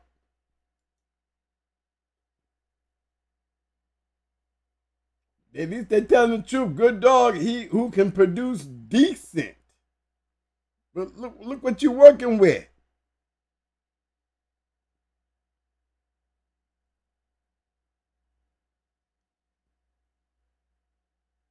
You know? Got the Greenwood. You got Giroux. Then the match dogs. You notice. Match dogs make match dogs.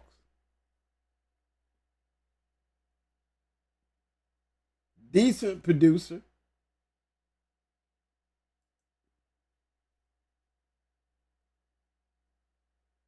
So we're doing some breeding with him.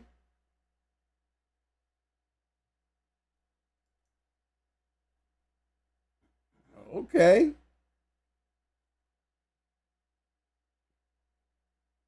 See that? They went down into the barrel a little bit. See that shit? All this right here.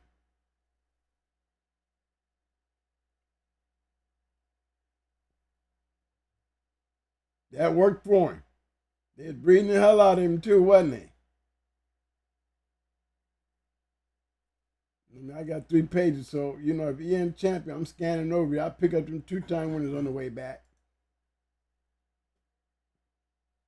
We're still trying to pick up the registered mayor part so far. We're working on the registered mayor. That's all. We're just working on the registered mayor. We need 3 more. It goes 1 more. We got another one here. Look how this worked.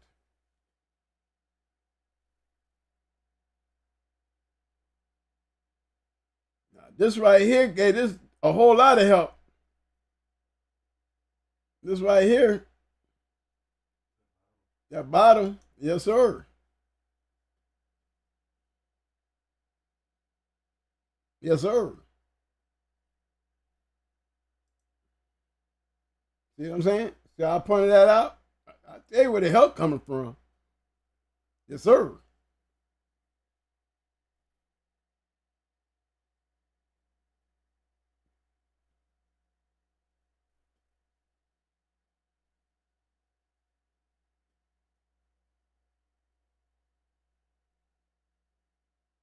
That was a good litter there. Let's see who. Let me see that there again. Make sure I'm doing that the right way. Yeah, see this breeding right here? Damn near I can go pick up the RWM right out of this.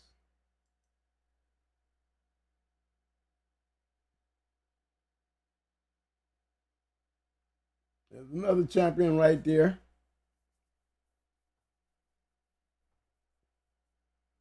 You know, this is where he got a lot of help. You know, he got some help, but it was this bitch right here that did it.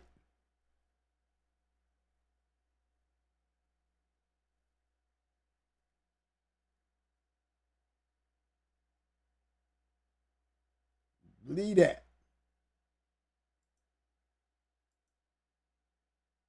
Run back to the thing.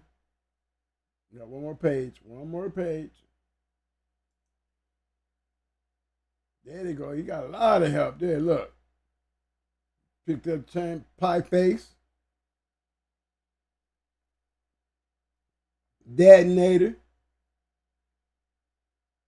You know what I'm saying? That's 4. We got confirmation. Now it should have 4. It should be a POR on top of that.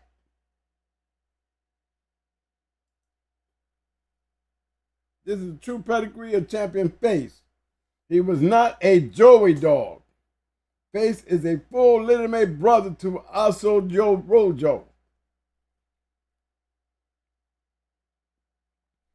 Okay, cuz, calm down. It's okay. It's all good. It's okay. Calm down.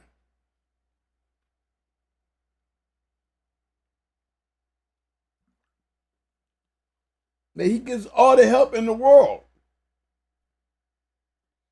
He gets all the help in the world because look at the bitches that he's breeding it to.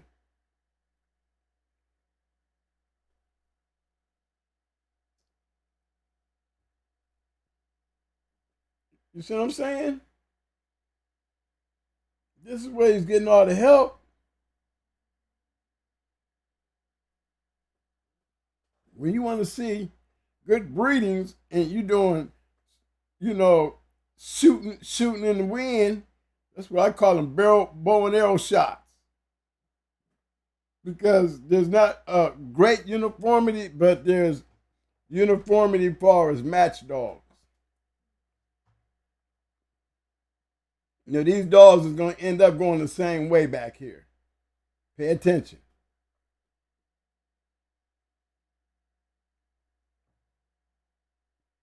I cannot let y'all forget. Y'all see the Stompinato? It's Eli.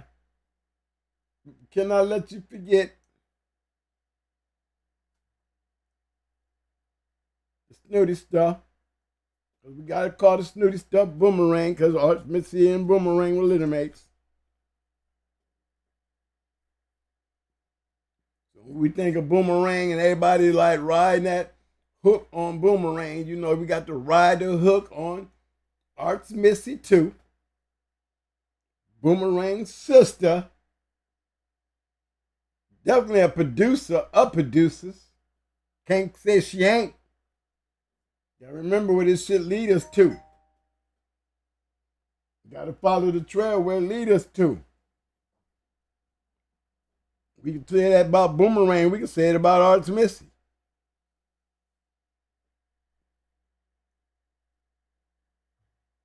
See what I'm saying?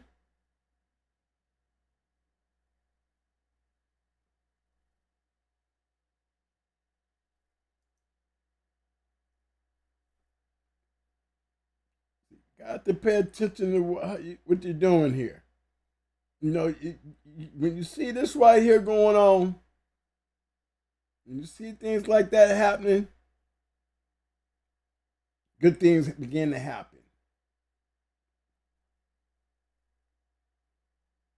You know what I'm saying? Good things begin to happen.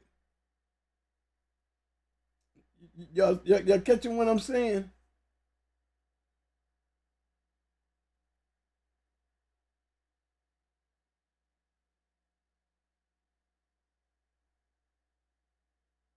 That we can find his complete story.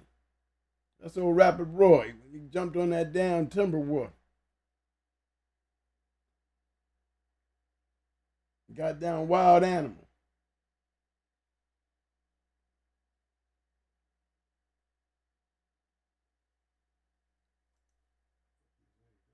Mm-hmm. Got it broke.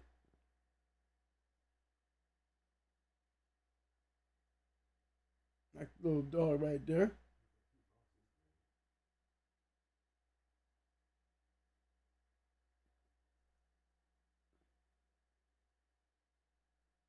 One thing for damn sure, call him three-legged Willie. Is she three-legged Willie there? Now he probably be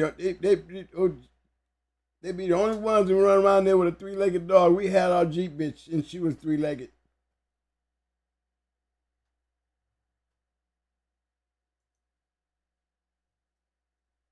So we didn't verify the old boy. Definitely. You know the top, this is Lonzo. Cross back into the Eli.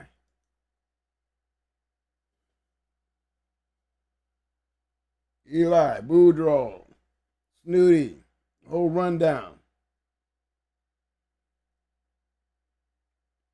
Now we back here with Cujo and them. No, he's gonna take you down back into the Eli. Start seeing all of them starting to pop up. Starting to pop up. See what I'm saying? But this is what you gotta pay attention to. How they doing it. See that?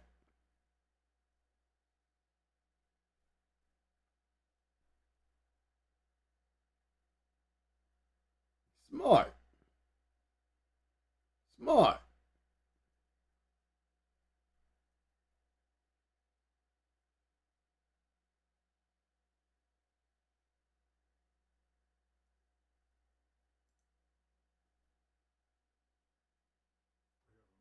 Smart.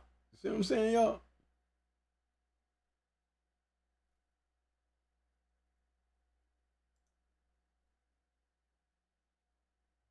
Oh, me, man, Lee. Mm.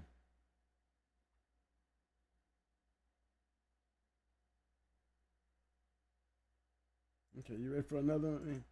Hey, that was a good one, man. Good one. Good one. We did a breakdown. We did a good breakdown on that. Let me get you back to where we was.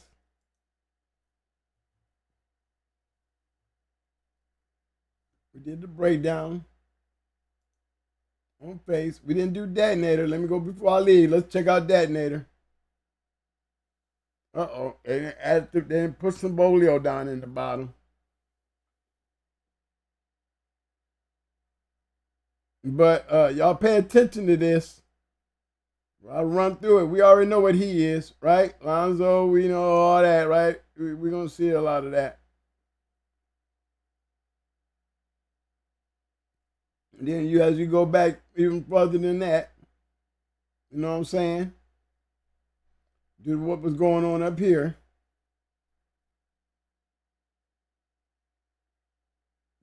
All that out.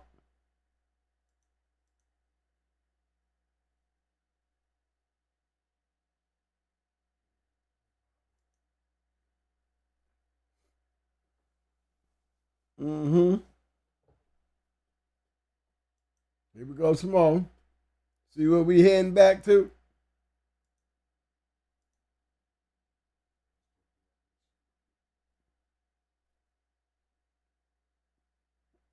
See that move right there? I always tell y'all, anytime you fucking with that clout stuff, that Carver clout stuff,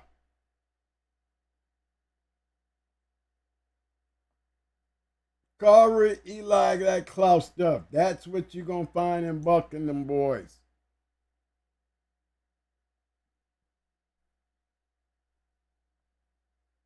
Yes, sir.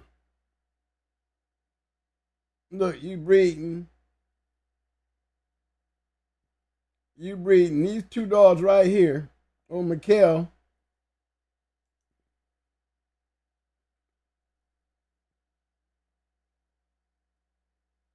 Yes, sir. He reaching back in the old school. Old man Otter, them best believe. You see that Otter, he the one digging down in the yard because he the one that got that shit go all the way back to. See, he's starting to show up. You see what I'm saying? Starting to show up. You know about Pain's Nasty. You see all that bolio. Now we back down in the Tombstone and we back down here where the Carver is. You know?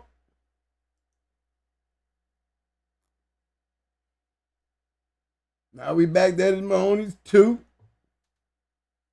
You know, we did this on all this the other day. The factor is when I start talking about the Klaus stuff. See, that was the factor that separates him. All this bottom, old Tuffy.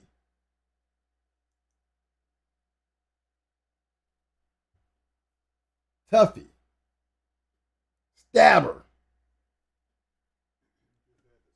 We just had this conversation in the last show.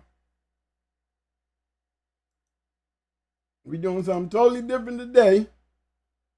But these are points that when you go producing some stuff, and you see these guys doing stuff like this, oh, Mr. Otter, he's the key. Remember I said that I was way up here, but I said he's the guy you need to look out for because he the one most likely going to be able to go all the way back to the Klaus stuff. You understand what I'm saying? And the point is being proven. I'm going to go all the way back to where we started at. You see it?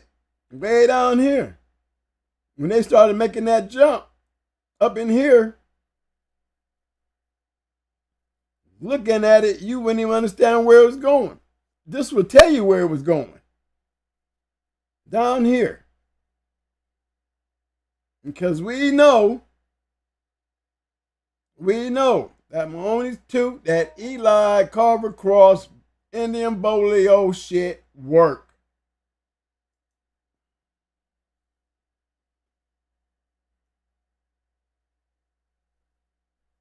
Oh, this is line breeding right here. Got line breeding. You got a lot more line than you got out.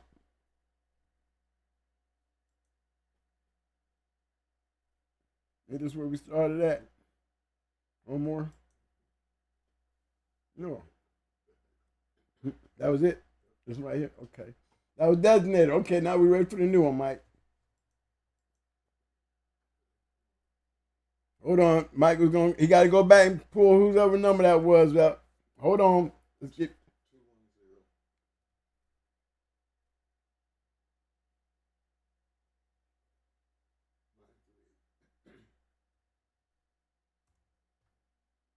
This one here is from Fresh DGSB. What up, fam? He said, "Oh, twin, what color is this dog, and where did the color come from?" Well, it looks like a blue dog.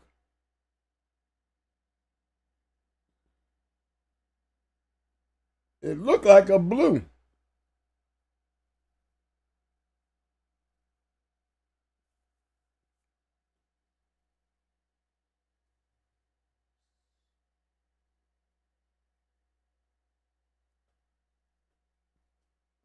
Y'all can see it on your TV screens. You know, it ain't a little red.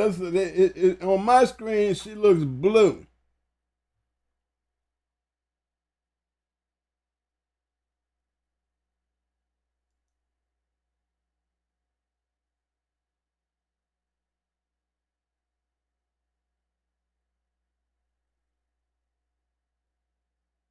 Hmm.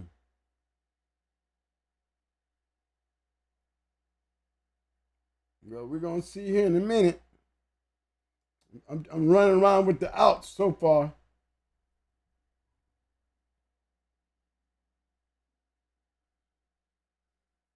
Okay, we're back on the same thing again. We already know what a lot of this is going to take us. Oh, Sambo with the game loser. You see where we're going with it.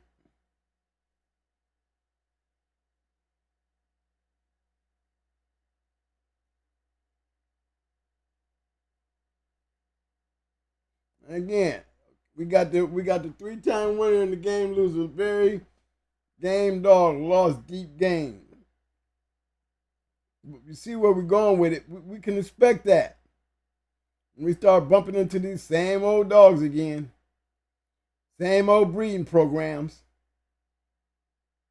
You know, remember we most of the time when you see this right here, you can damn near count on it. You're gonna get some shit like this. It's what I've always preached and still continue to preach and still continue to prove my point.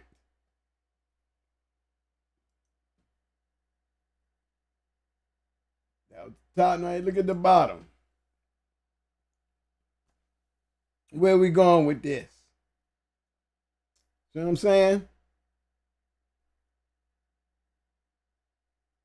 We done already seen all this.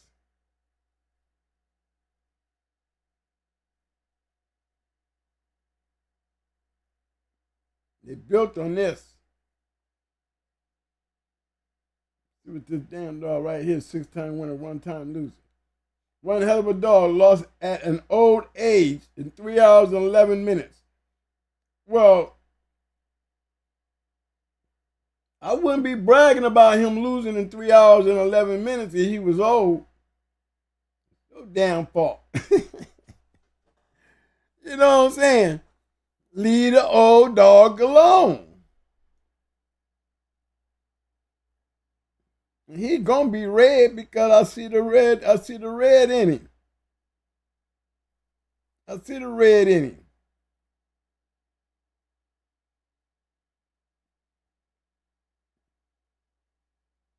I see the red in him, even though we got the nigga Toby in the ham and stuff right here.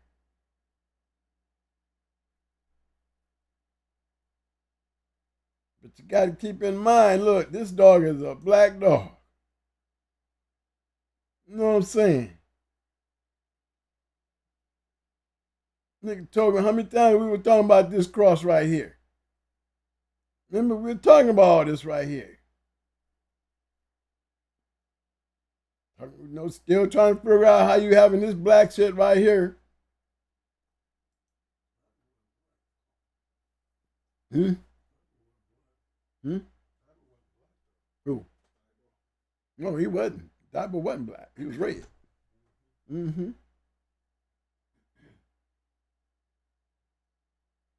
I just picked off of this one. No. Okay.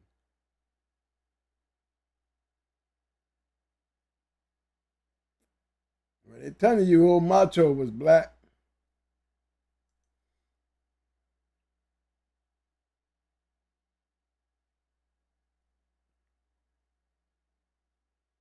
Definitely black.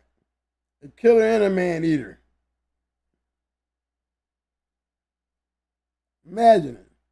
Who wants to be in the box with a damn dog that's a man eater? I go in there with a bite suit and be going in for the foul out. I go, man, what is you doing, man? I'm going ahead and win this. Nigga got a bite suit on. Hell yeah, I go in there with Zebo. Shit, I bet I give him a loss. Fuck with me. I be looking dead in Zebo eyes, wanting his ass to get, go ahead and act like you usually act. Let me deter your ass over here on me. Stop you from killing my shit. So, sir, I be stomping my feet and everything around his ass. They be like, what is he doing? Next thing you know, Zebo done cut loose and got me on the leg.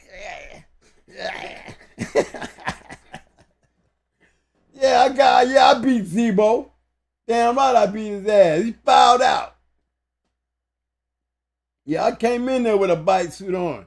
Plan was already in motion. You don't win no 7 with me tonight. You in that 7 right here. I'm gonna make damn sure you bite me. You see, you gotta watch them man biters. Don't tell me you got a man biter.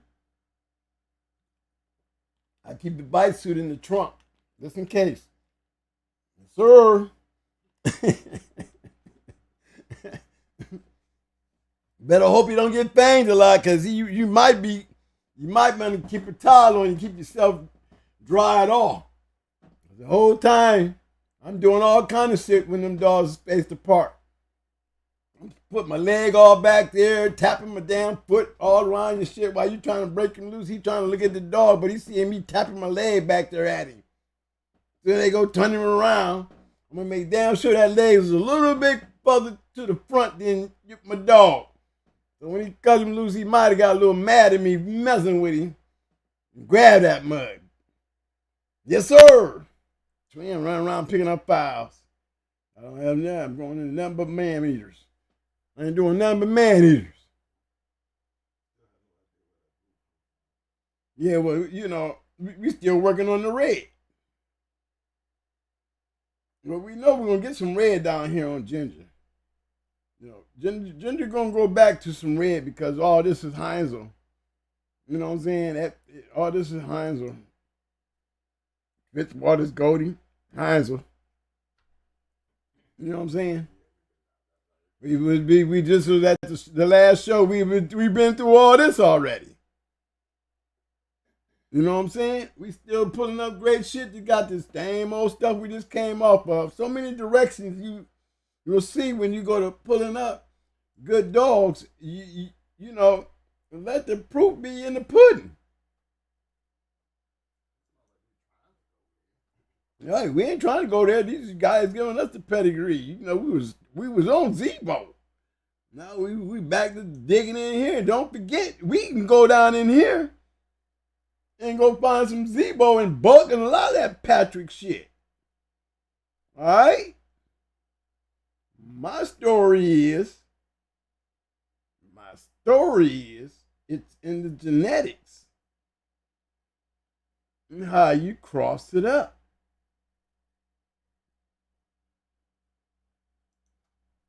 All right, y'all. You see, let me get on back up to the front. Let's get back on up to the front. That was Cindy we was at. That's Cindy. That's where we started at.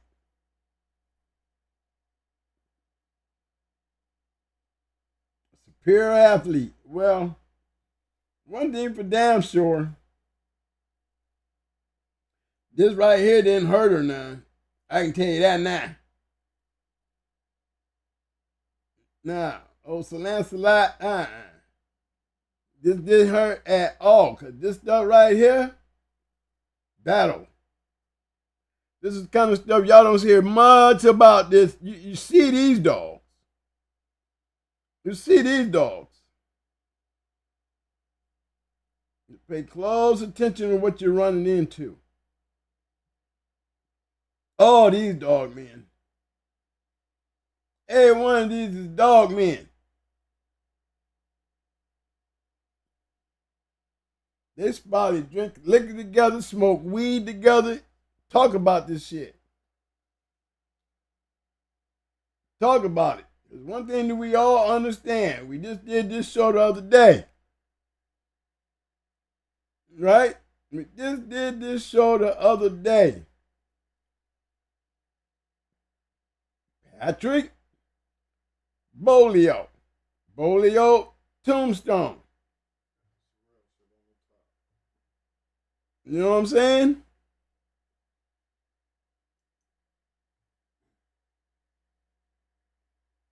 This always registered under the name Sylvester. He won his 5th show over Pit Stop Kennels Assassin in hour 45. Hour 45.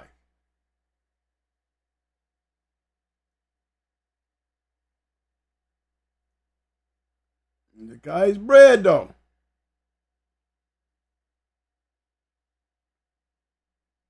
There's no guarantee. It's all guaranteed that this right here, this down here, right down this little section right here.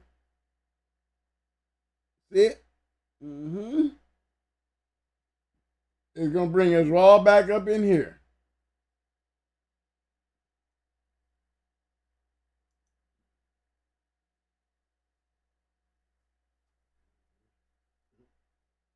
You see it? All right? So now when you take a look at it, here and here, right?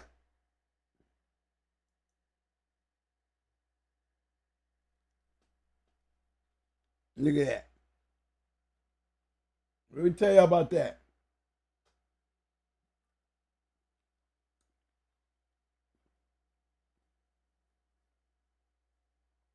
That Eli stuff is going to help you every time. Well, Otis, you know, he's one of them game ones. This right here, to this Jeff, going to be heavy diabolical again. Point being made again. Just wanted to make sure y'all understood this piece.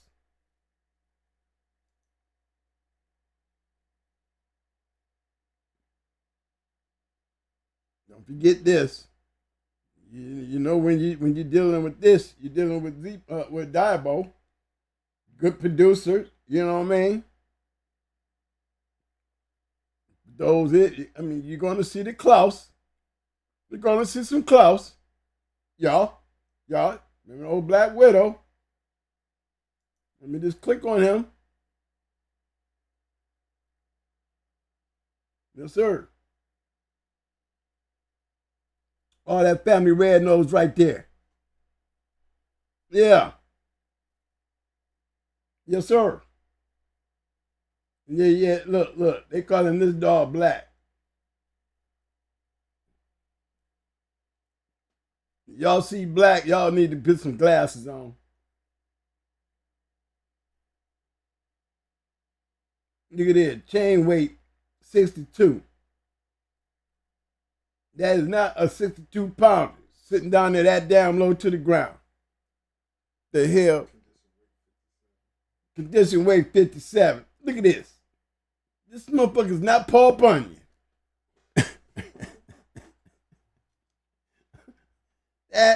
He is not Paul Bunyan.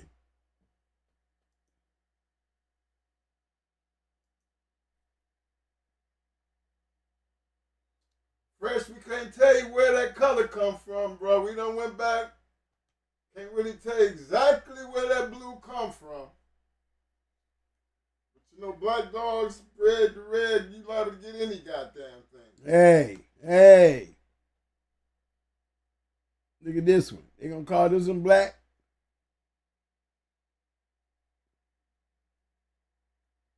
Well, Gunner right there.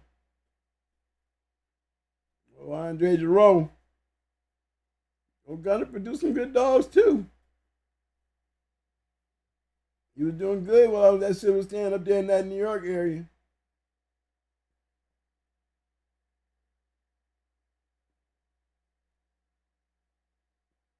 Yes, sir. But one thing they had in common, they look like Boudreaux sometimes. You know, hey.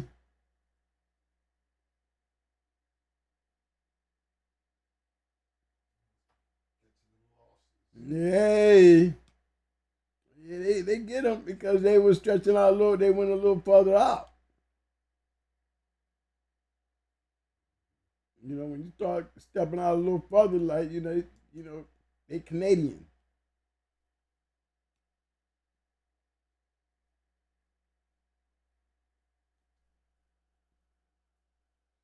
But these was good courses. These was early. This dude was doing this in the early journals, like 72.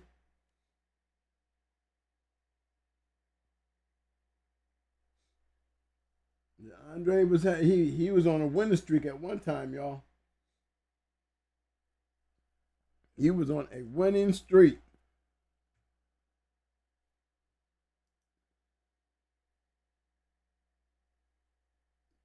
No, he stepped over there and jumped in the bed with motherfucking Ozzie Stevens and Ozzie saved his life. His years of work with his dogs because it was something new. Too much line breeding, much inbreeding wasn't working. You start breeding them Jarrell dogs into that damn Ozzie Stevens stuff, boy, and they bought a new color.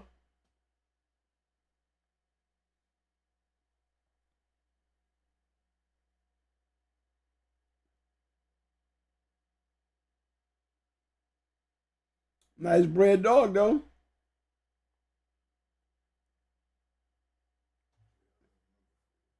Okay, give it to me. I'm ready.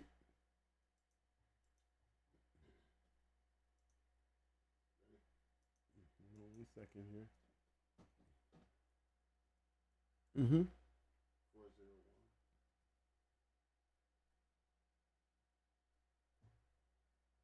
That's it. That's it.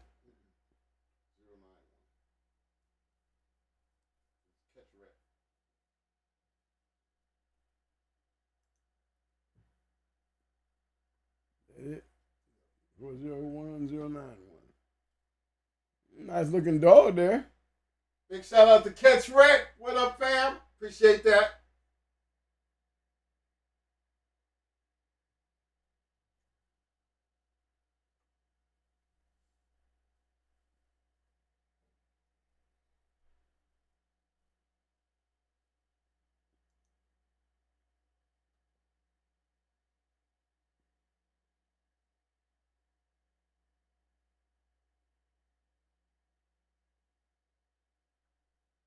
Now, y'all see that tight.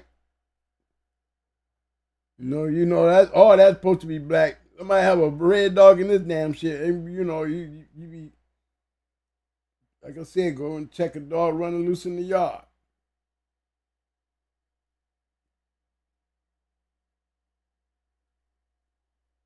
I mean, he's good bred, but it just,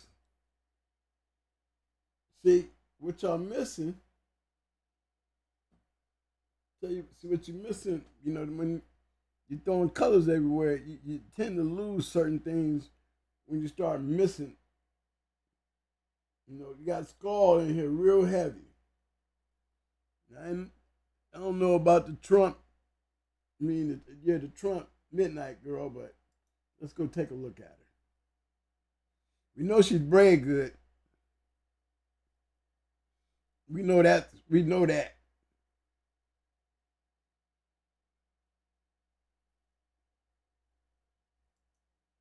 Let's see what she do. Okay, Blockhead, Marlboro Man.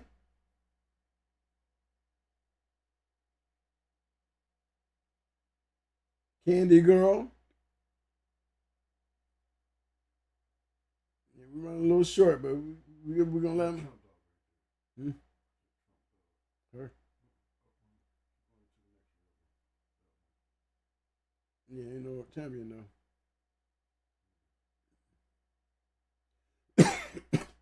Marlboro Man. We short one.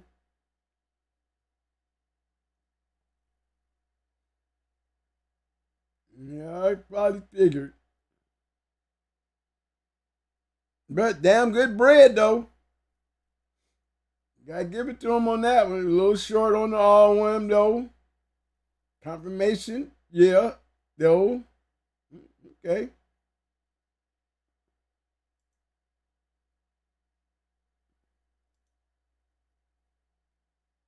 There you go, another one. You know what I'm saying?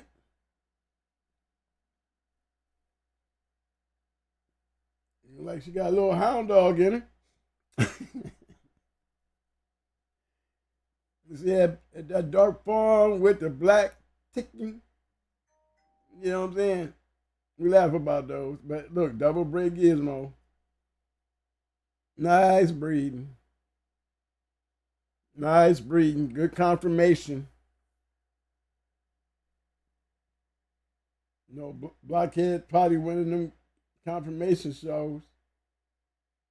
No, I don't understand the POR shit though, bro.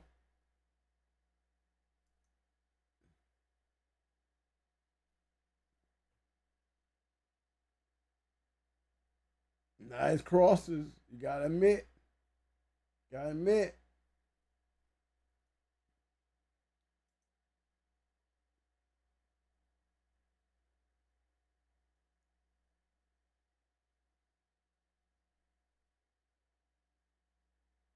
POR can't get out the gate. We can't get him out the gate, fellas. We wasn't able to get him through. We got one more page. We ran a little short.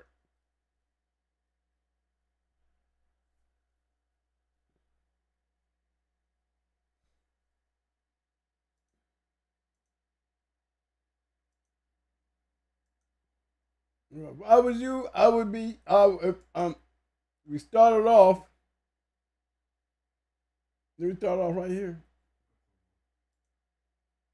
Okay, we started off right here. I'm going to check the bottom.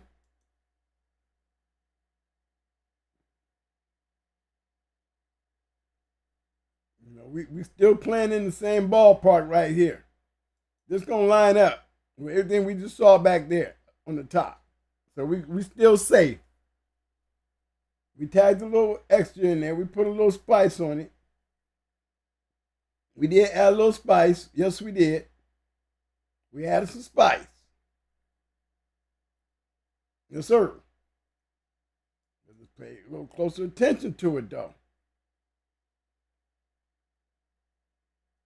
You know what I'm saying? Got to pay a little bit closer attention.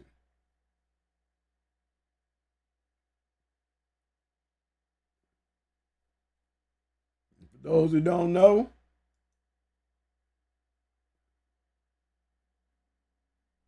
see, for every little drop that you drop in, the drop is very necessary. Because we're still talking about, what did we say? Taking them Bolio dogs and you throwing them into it with them Eli dogs, you're going against some bulldogs. Remember, we just got done playing with Hank. Earlier. And we just got done playing with Hank our last show. Remember the Klaus and the Hank? It's the Hank that puts that in this boy right here. All this stuff right here, Dirty Mary. All this bully on Hank. Yeah, this is not the brand. Yes, sir. That's right. Pedigree bred this one. Pedigree bred the Hank. You know, what was the key factor? Was it Hank? Or was it Bolio? I'm still sticking with the shit. The stabber.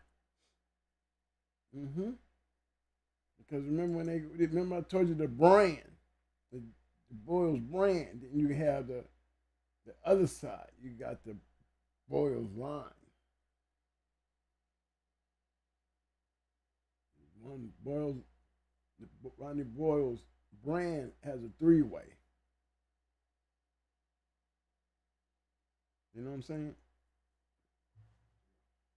Heavy Bolio crossed with some gator.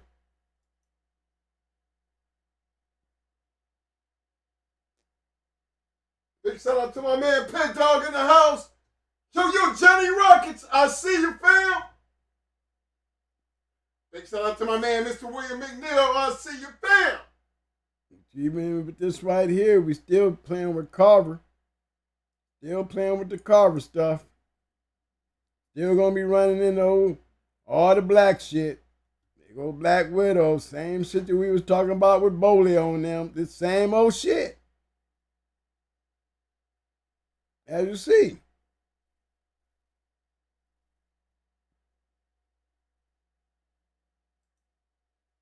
It's just funny how we start off black and then we end up red. But this lineup right here is a combination.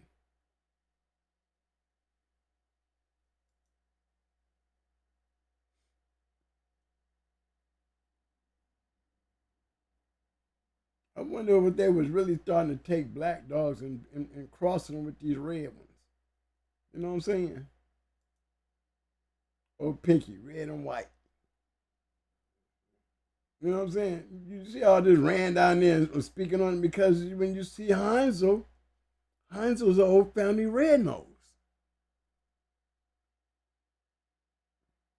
Big shout out to my man 517 SEK. What up, fam?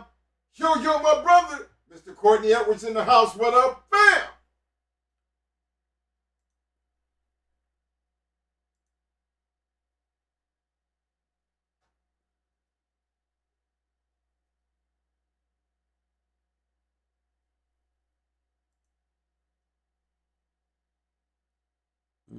Yeah, this is where we started off at. Yeah. Yeah, I think so. Picked up game over an hour and made several game scratches falling down. Well known for her victory in an all-out war with the badass, Fast and Furious Champion Love.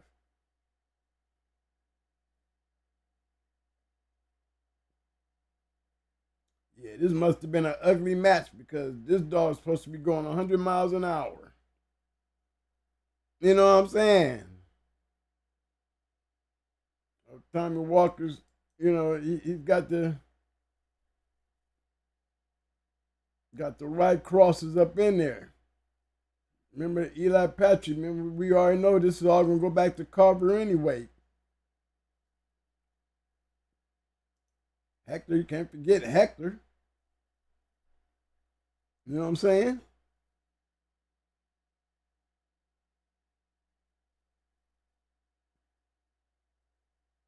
See, this is the what we call the Boyle's line. This is the four-way cross. You know what I'm saying? This is what we call the four-way. Why do we call it the four-way?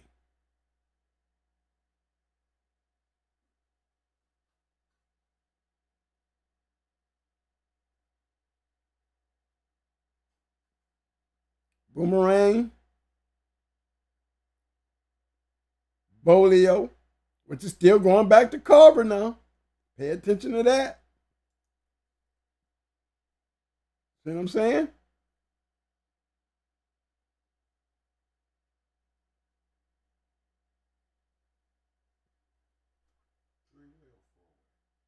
Four-way. Wait a minute. Let me see. This one has. This is clean. Yes, this should be a four-way.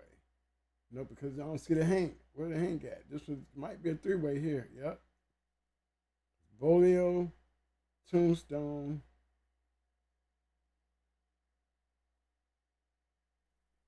Yeah, Bolio, Tombstone, which is still Carver. This is definitely. Yeah. Boomerang. Bolio.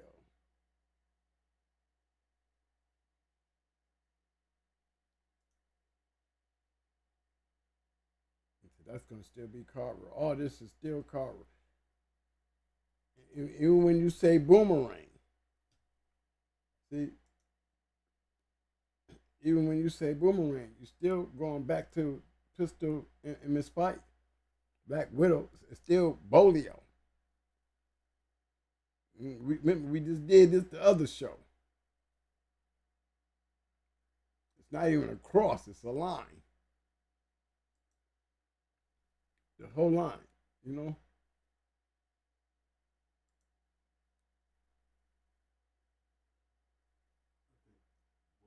Yeah, yeah. Hmm? Right, it was it. I know, here's the Hank, yeah. Yeah, there's the Hank. Even in, yeah, see, still, see that cross right there? That's the Bolio Hank. And then now we got to find the Eli, which all this going to go back to Carver.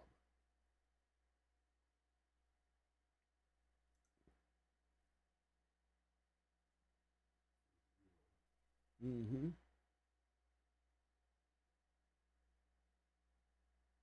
Yeah, there you go. And still, all of it goes back to Carver at some point. Good breedings, though. Because Henry B was a Boyle's dog. To me, the cross.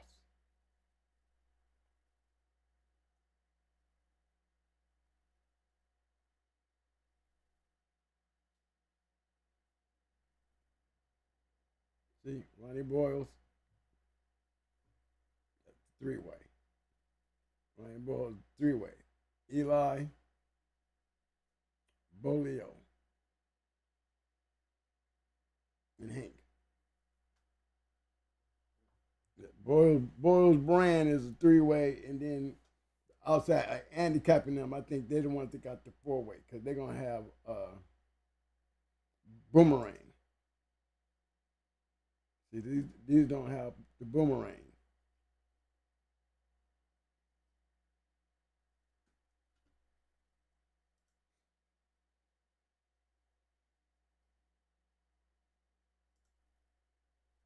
Want to give a big shout out to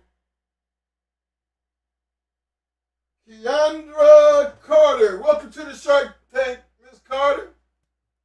Appreciate your comment.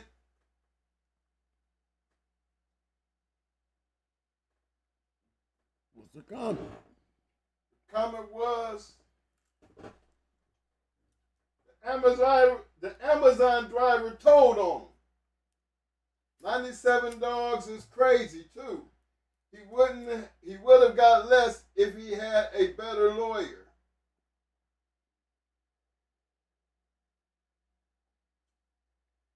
Big shout out to my man Daily Vision. I see you, fam. Daily Vision said 475 years is insane. Yet Garner can own, breed, and sell game-bred dogs with no issues. And been busted for dog fight.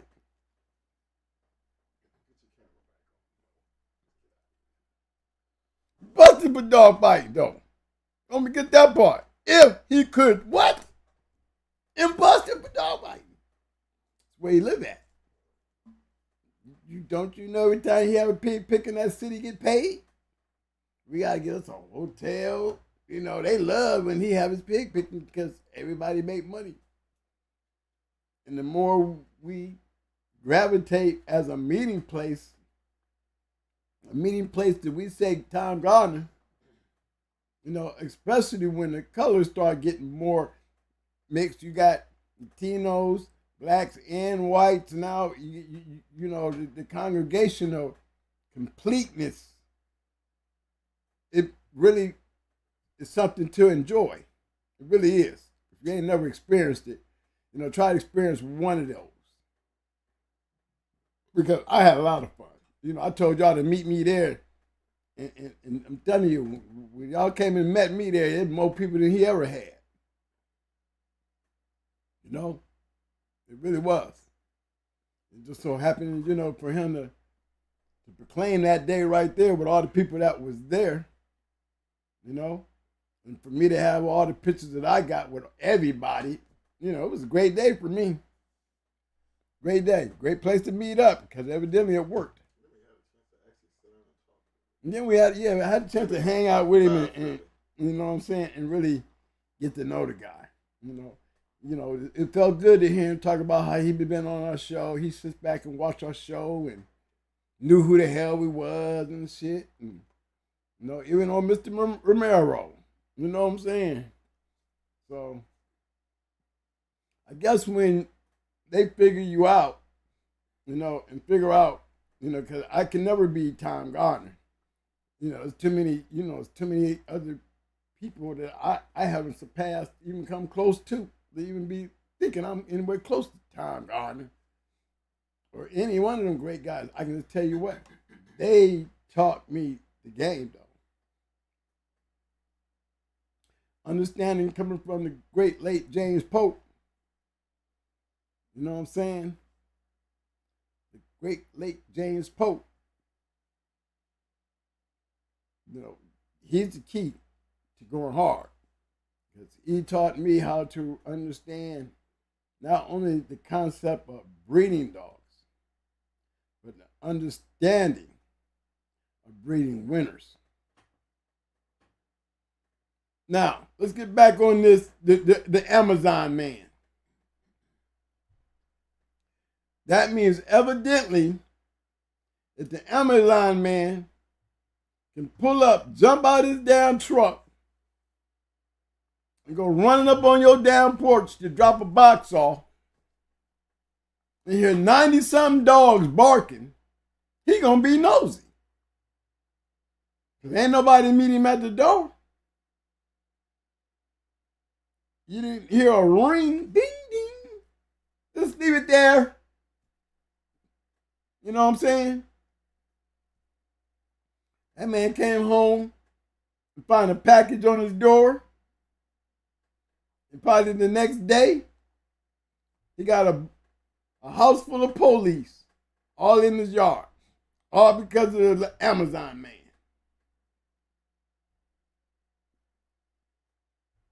All because of the Amazon man. That's a damn shame.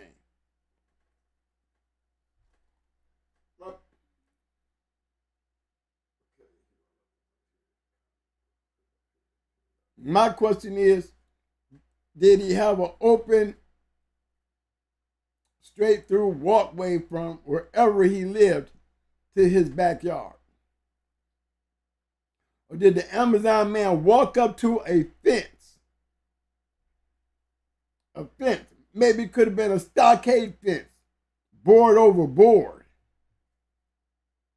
And look up over the fence and seen this mass line of dogs.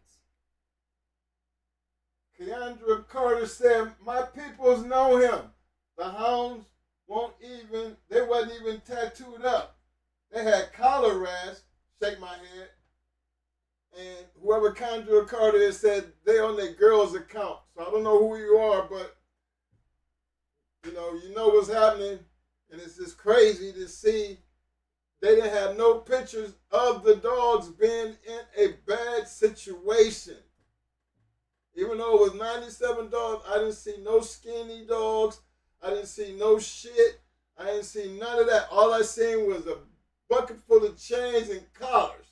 Now, if he had a camera out there on both sides of that house when that Amazon man walked his ass around there to go take a BS nosy ass, if you had caught him at the fence, if you got a stockade fence there and you got a camera there, and you catch his ass walking up to that fence and stepping up and looking over your fence, and then go call the police on you, you would have been a free man.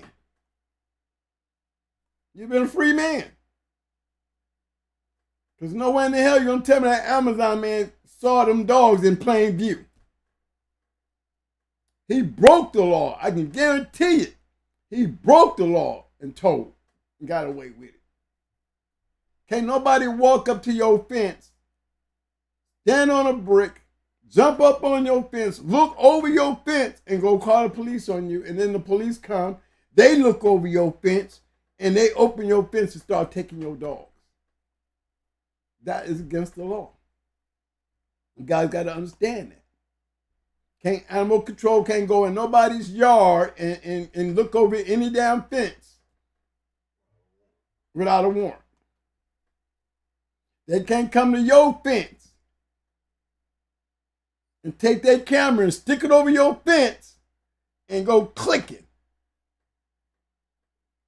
It's against the law. But how you gonna catch him if you ain't got a camera there to catch him? How you gonna catch him? They don't even want to hear shit if you can't put their ass on video. You can sit there and say, well, how did he get those pictures? He had to take them over my fence. But guess what?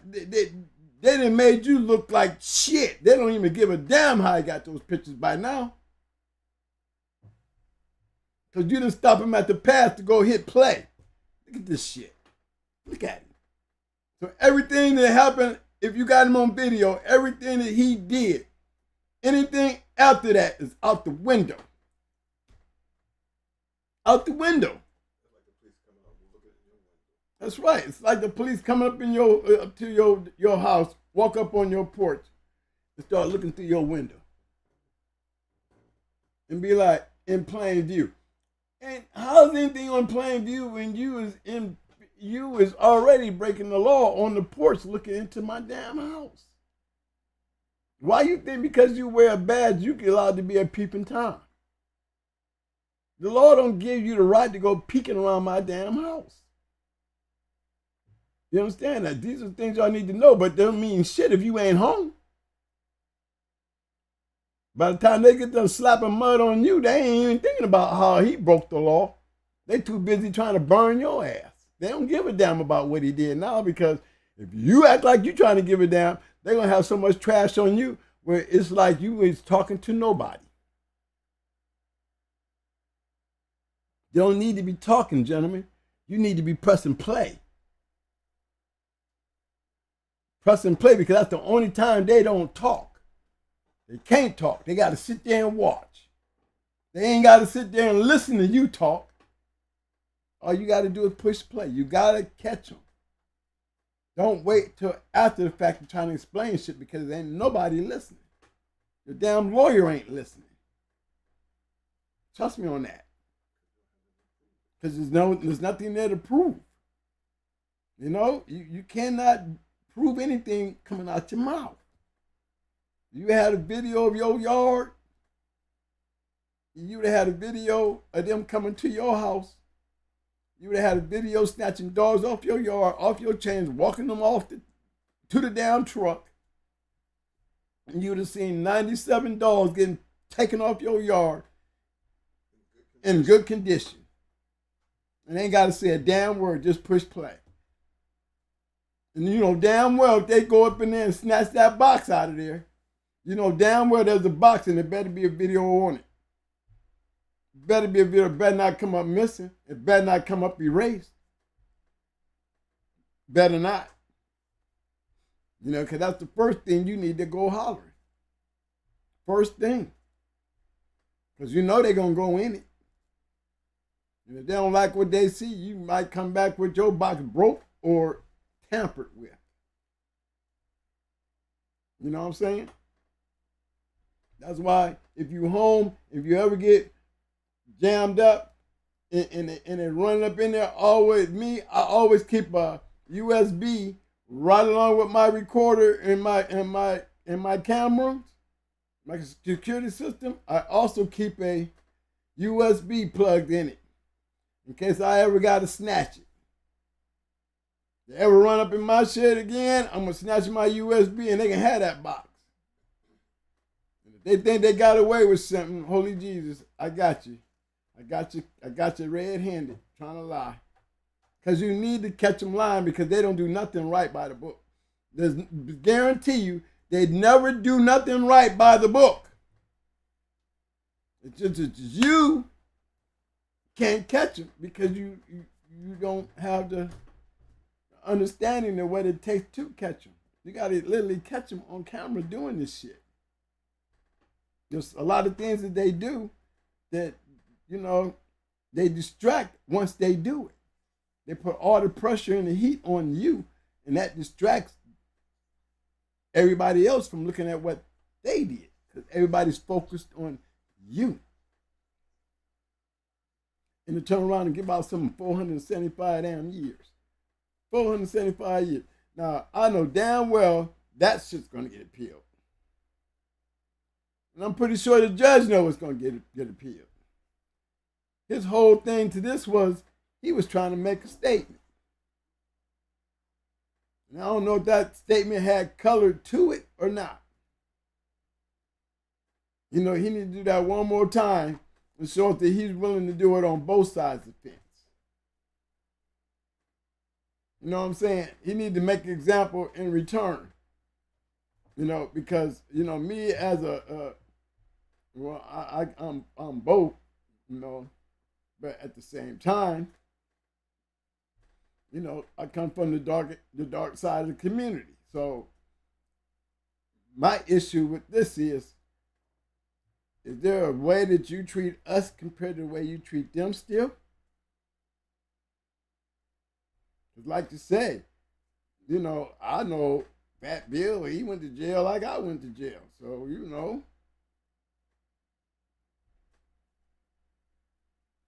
You know, I mean, golly, you know, but how many times did you get jammed up, Bill? To the point where, you know, that they had to lock you up. You know, Zach Kelly got jammed up. Don Gardner got jammed up. You know, ain't nobody picking up them convictions. You wonder why, you know, hey man, why am I getting convicted in these guys? Where y'all going? Where y'all going? Where they going?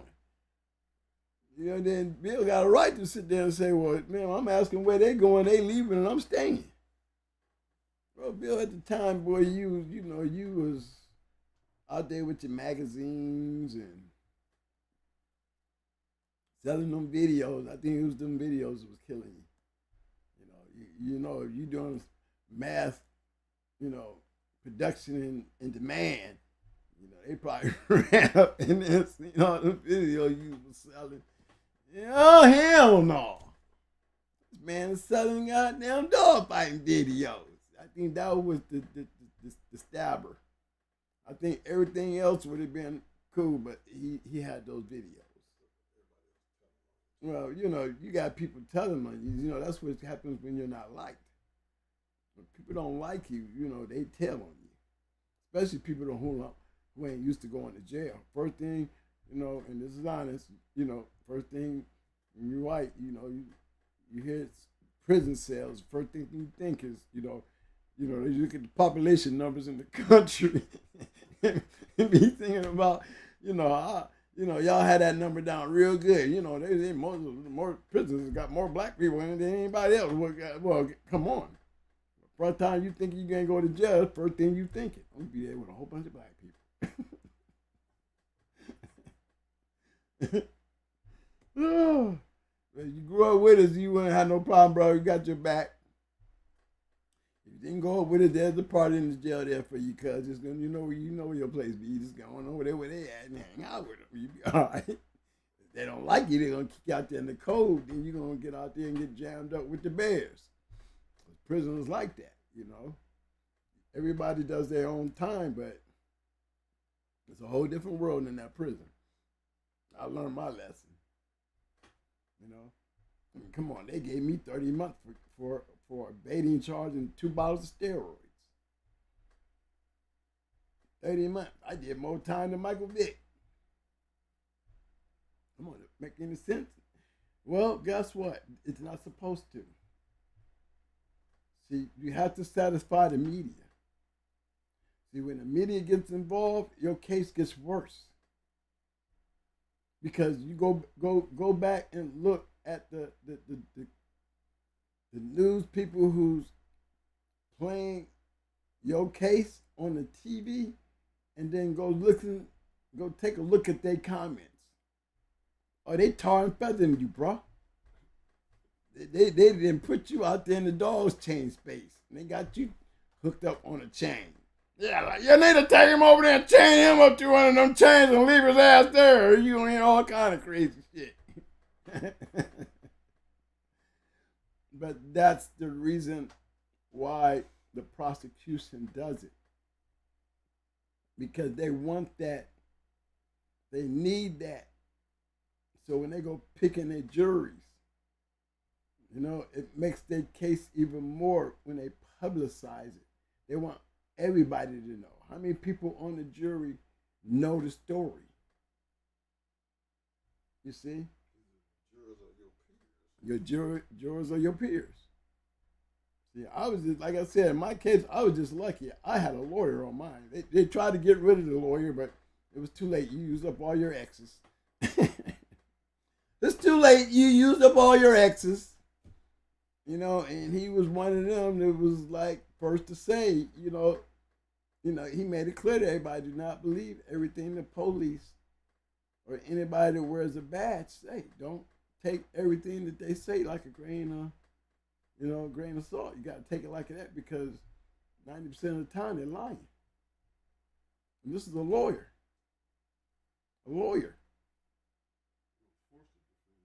He was, we picked him. They wanted to get rid of him because he was a lawyer. He ended up being the foreman of my jury. And that's why I got found with a lot of not guilties. Because once he catch a liar, and you sitting in the back with a lawyer being the foreman, and he's pointing out the lies, then guess what? He did the same thing that the news people did to me. He did to that witness back there in that jury room. Oh, he's fucking lying. We shouldn't be here long. Didn't take him but 2 hours, didn't it? 2 hours.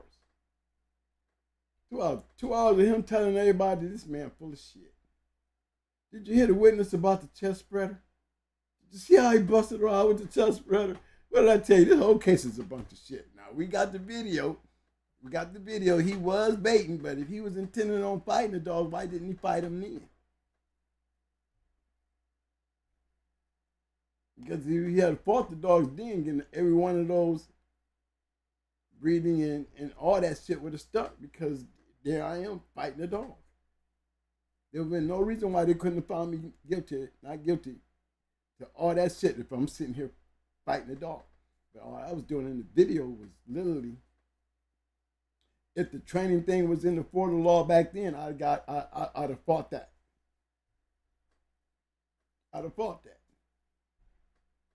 Because the dog with a down weight collar on his neck, why do you use weight collars? Let me tell y'all something. What's a good thing for them to say, well, why do you got that weight collar on his neck?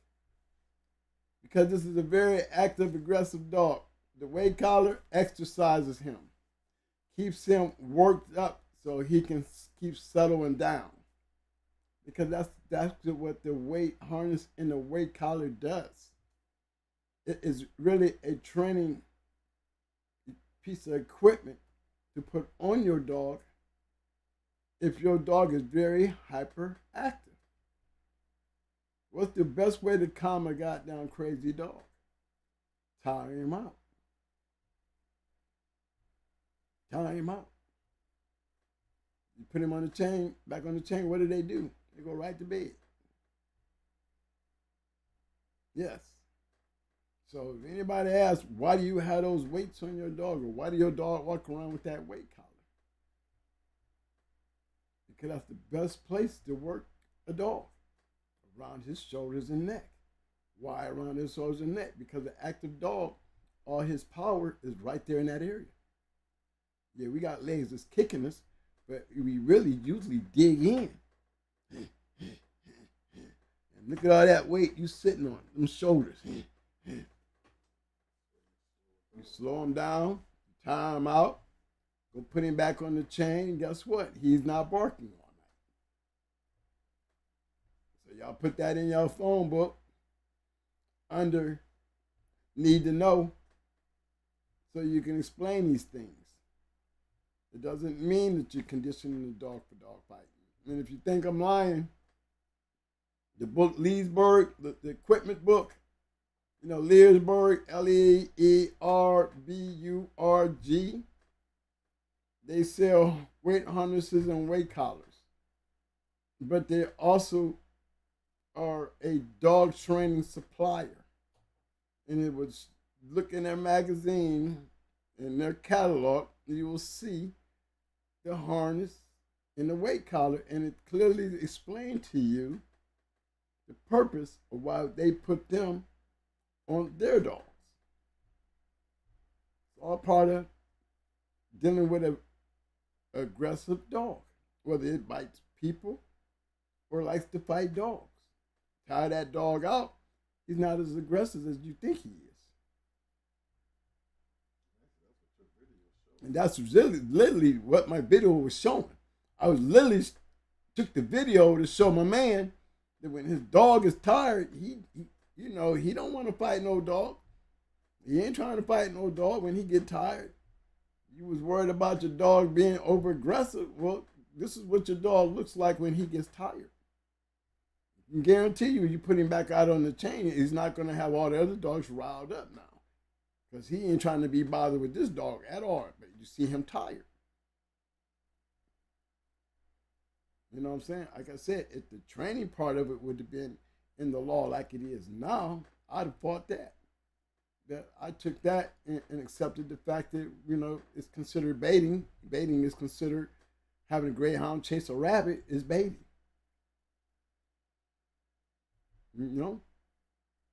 So I took that.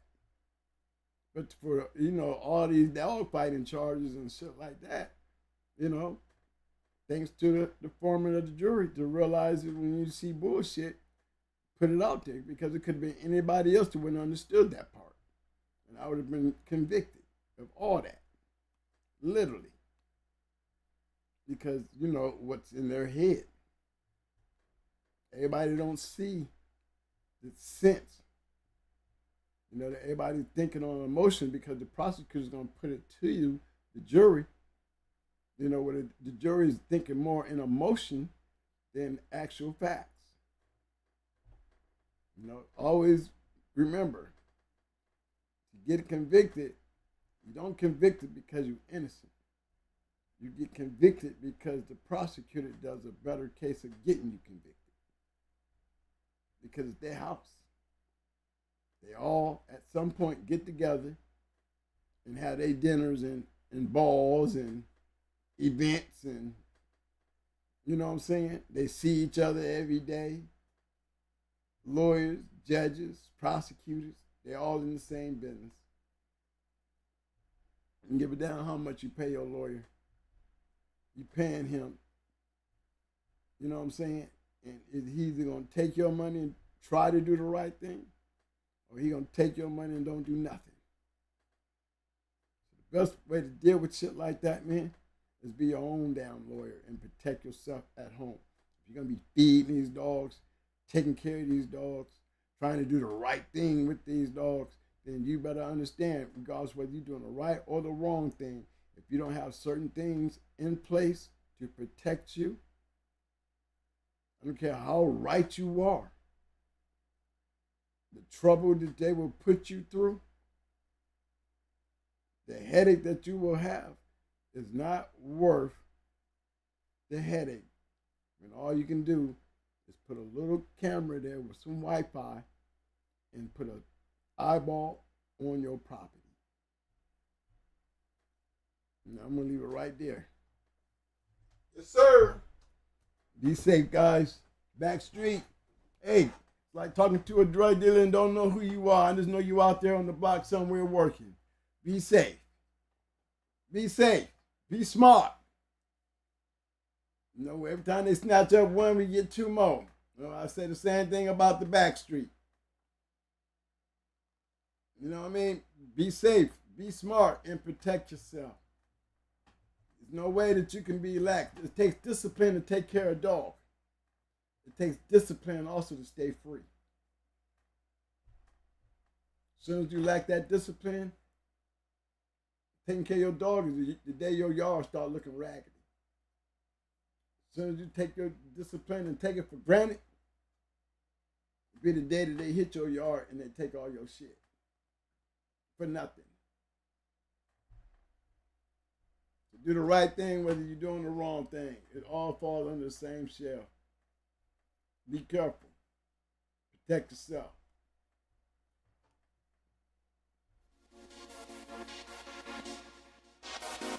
Amen.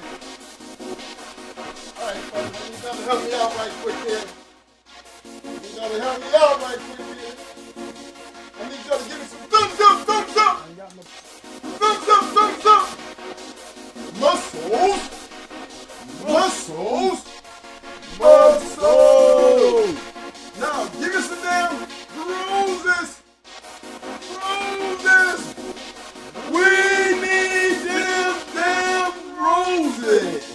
love y'all, man.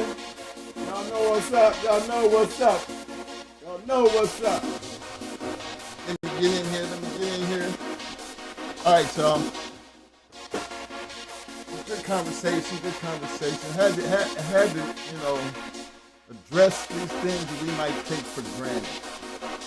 I mean, you don't understand the severity of how this can just ruin your life.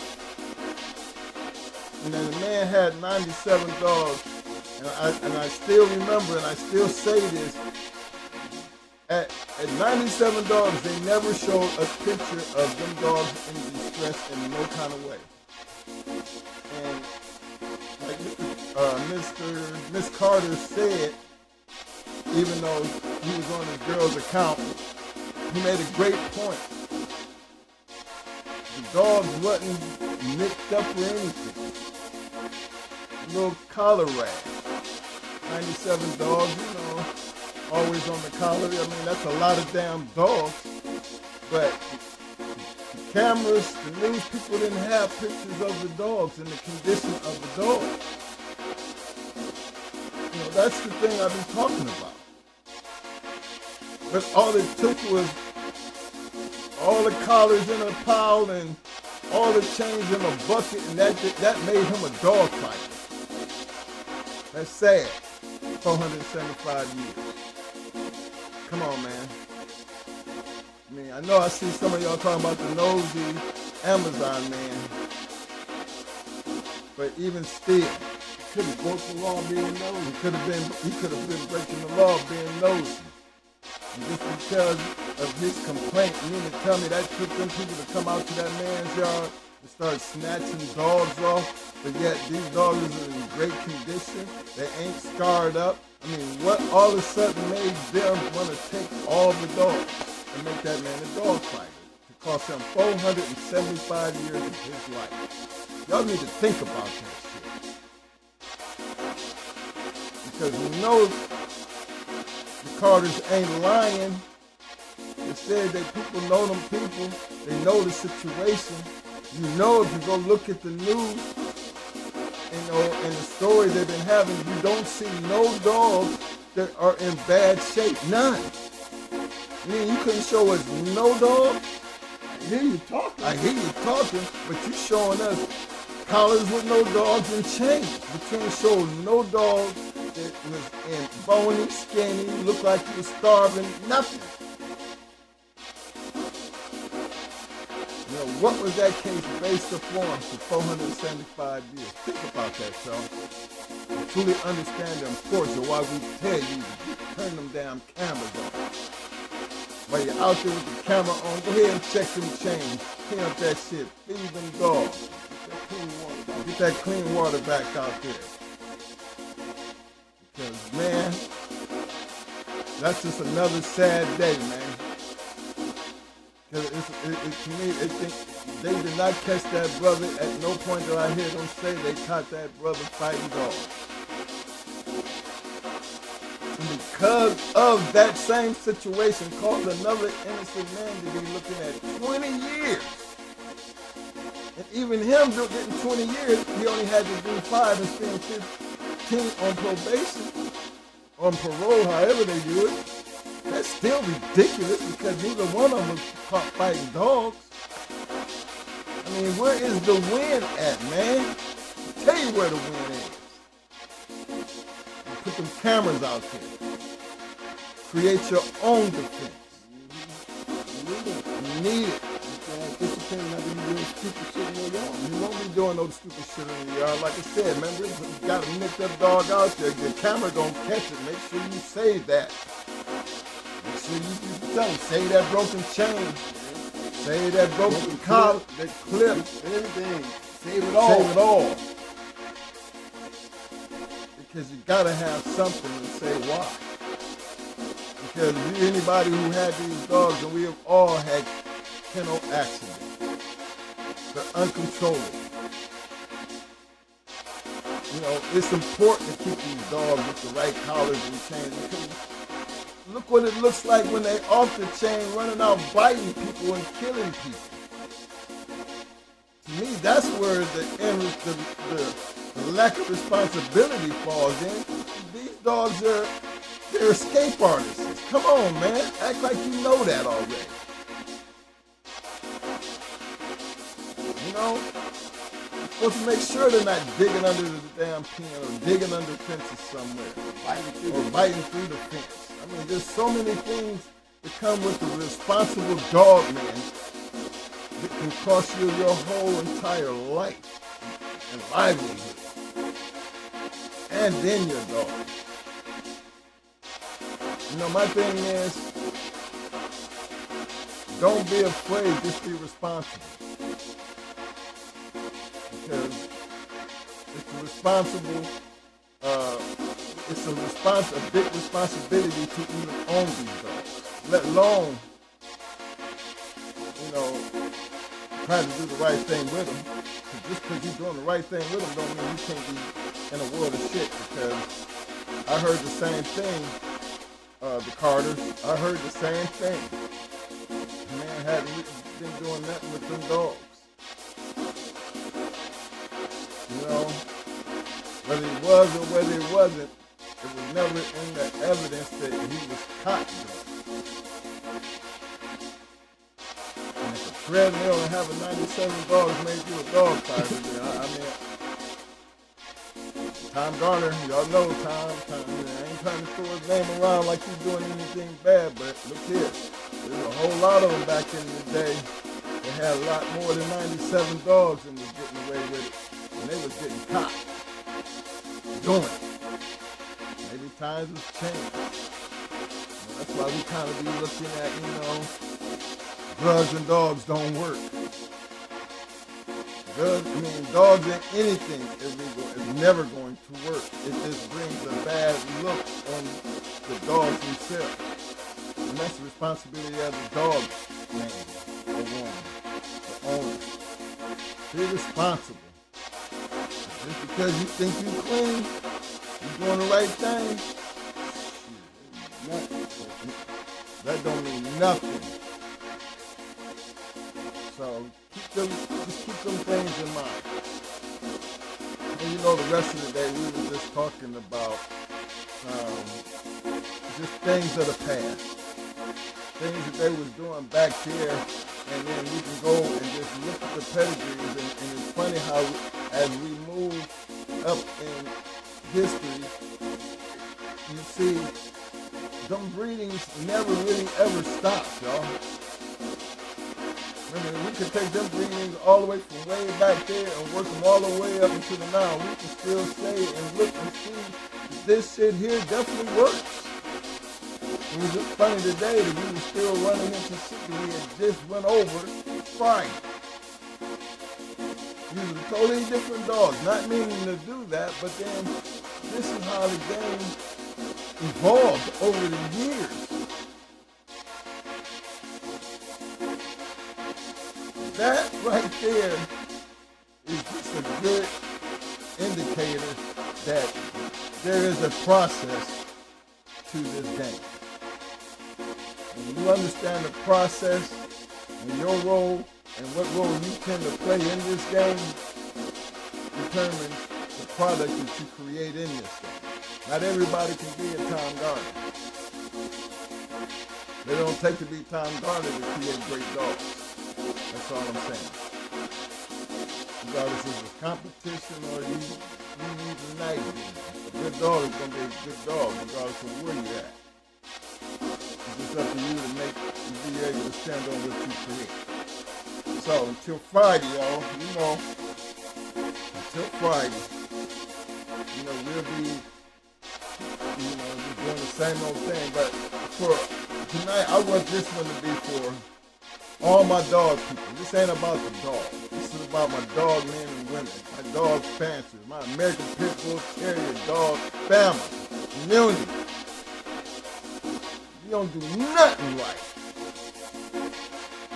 Understand the things we be talking about and trying to show you and getting you to understand and play this close to the wire. And regardless of what happens, you better always.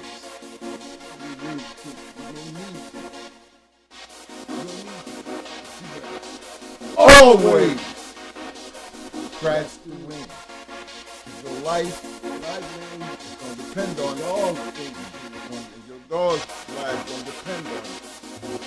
So as we leave out tonight, don't forget to make sure they get that water. Make sure you feed them. Make sure you check them collars and chains. Damn sure make sure you check your cameras. Till Friday, we out of here. And show that love. I need to make sure y'all hit them like buttons. Don't forget to subscribe if you haven't already subscribed.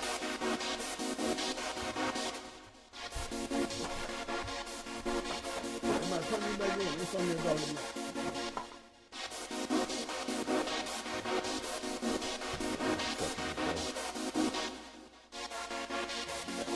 Dog in the night, Mo.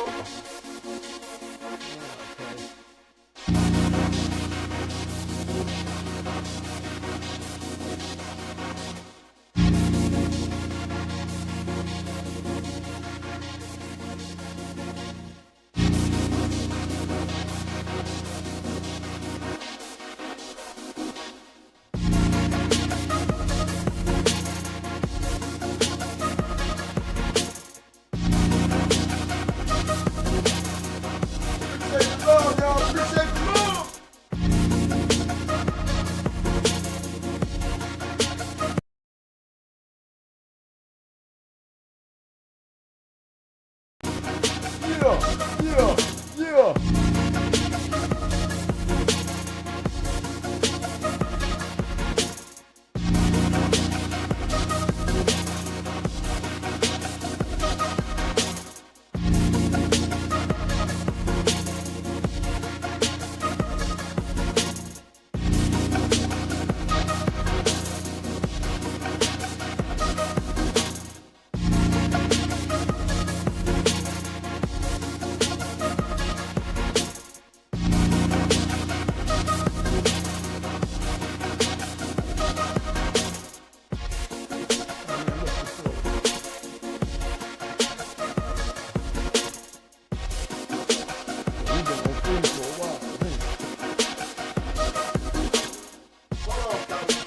Y'all can still hear me.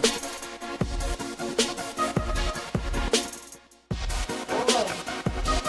Get back to that dog the other night.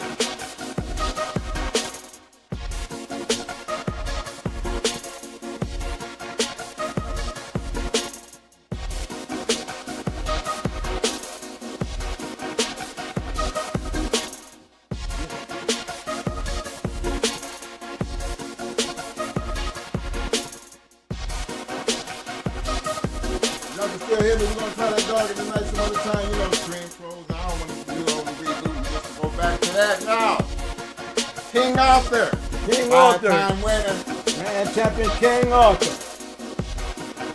Man champion C8Ks King Arthur. Yes, sir.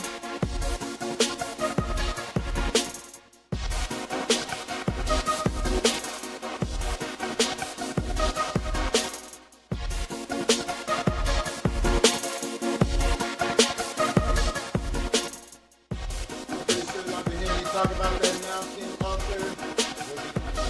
Grand champion, King Arthur, 5-time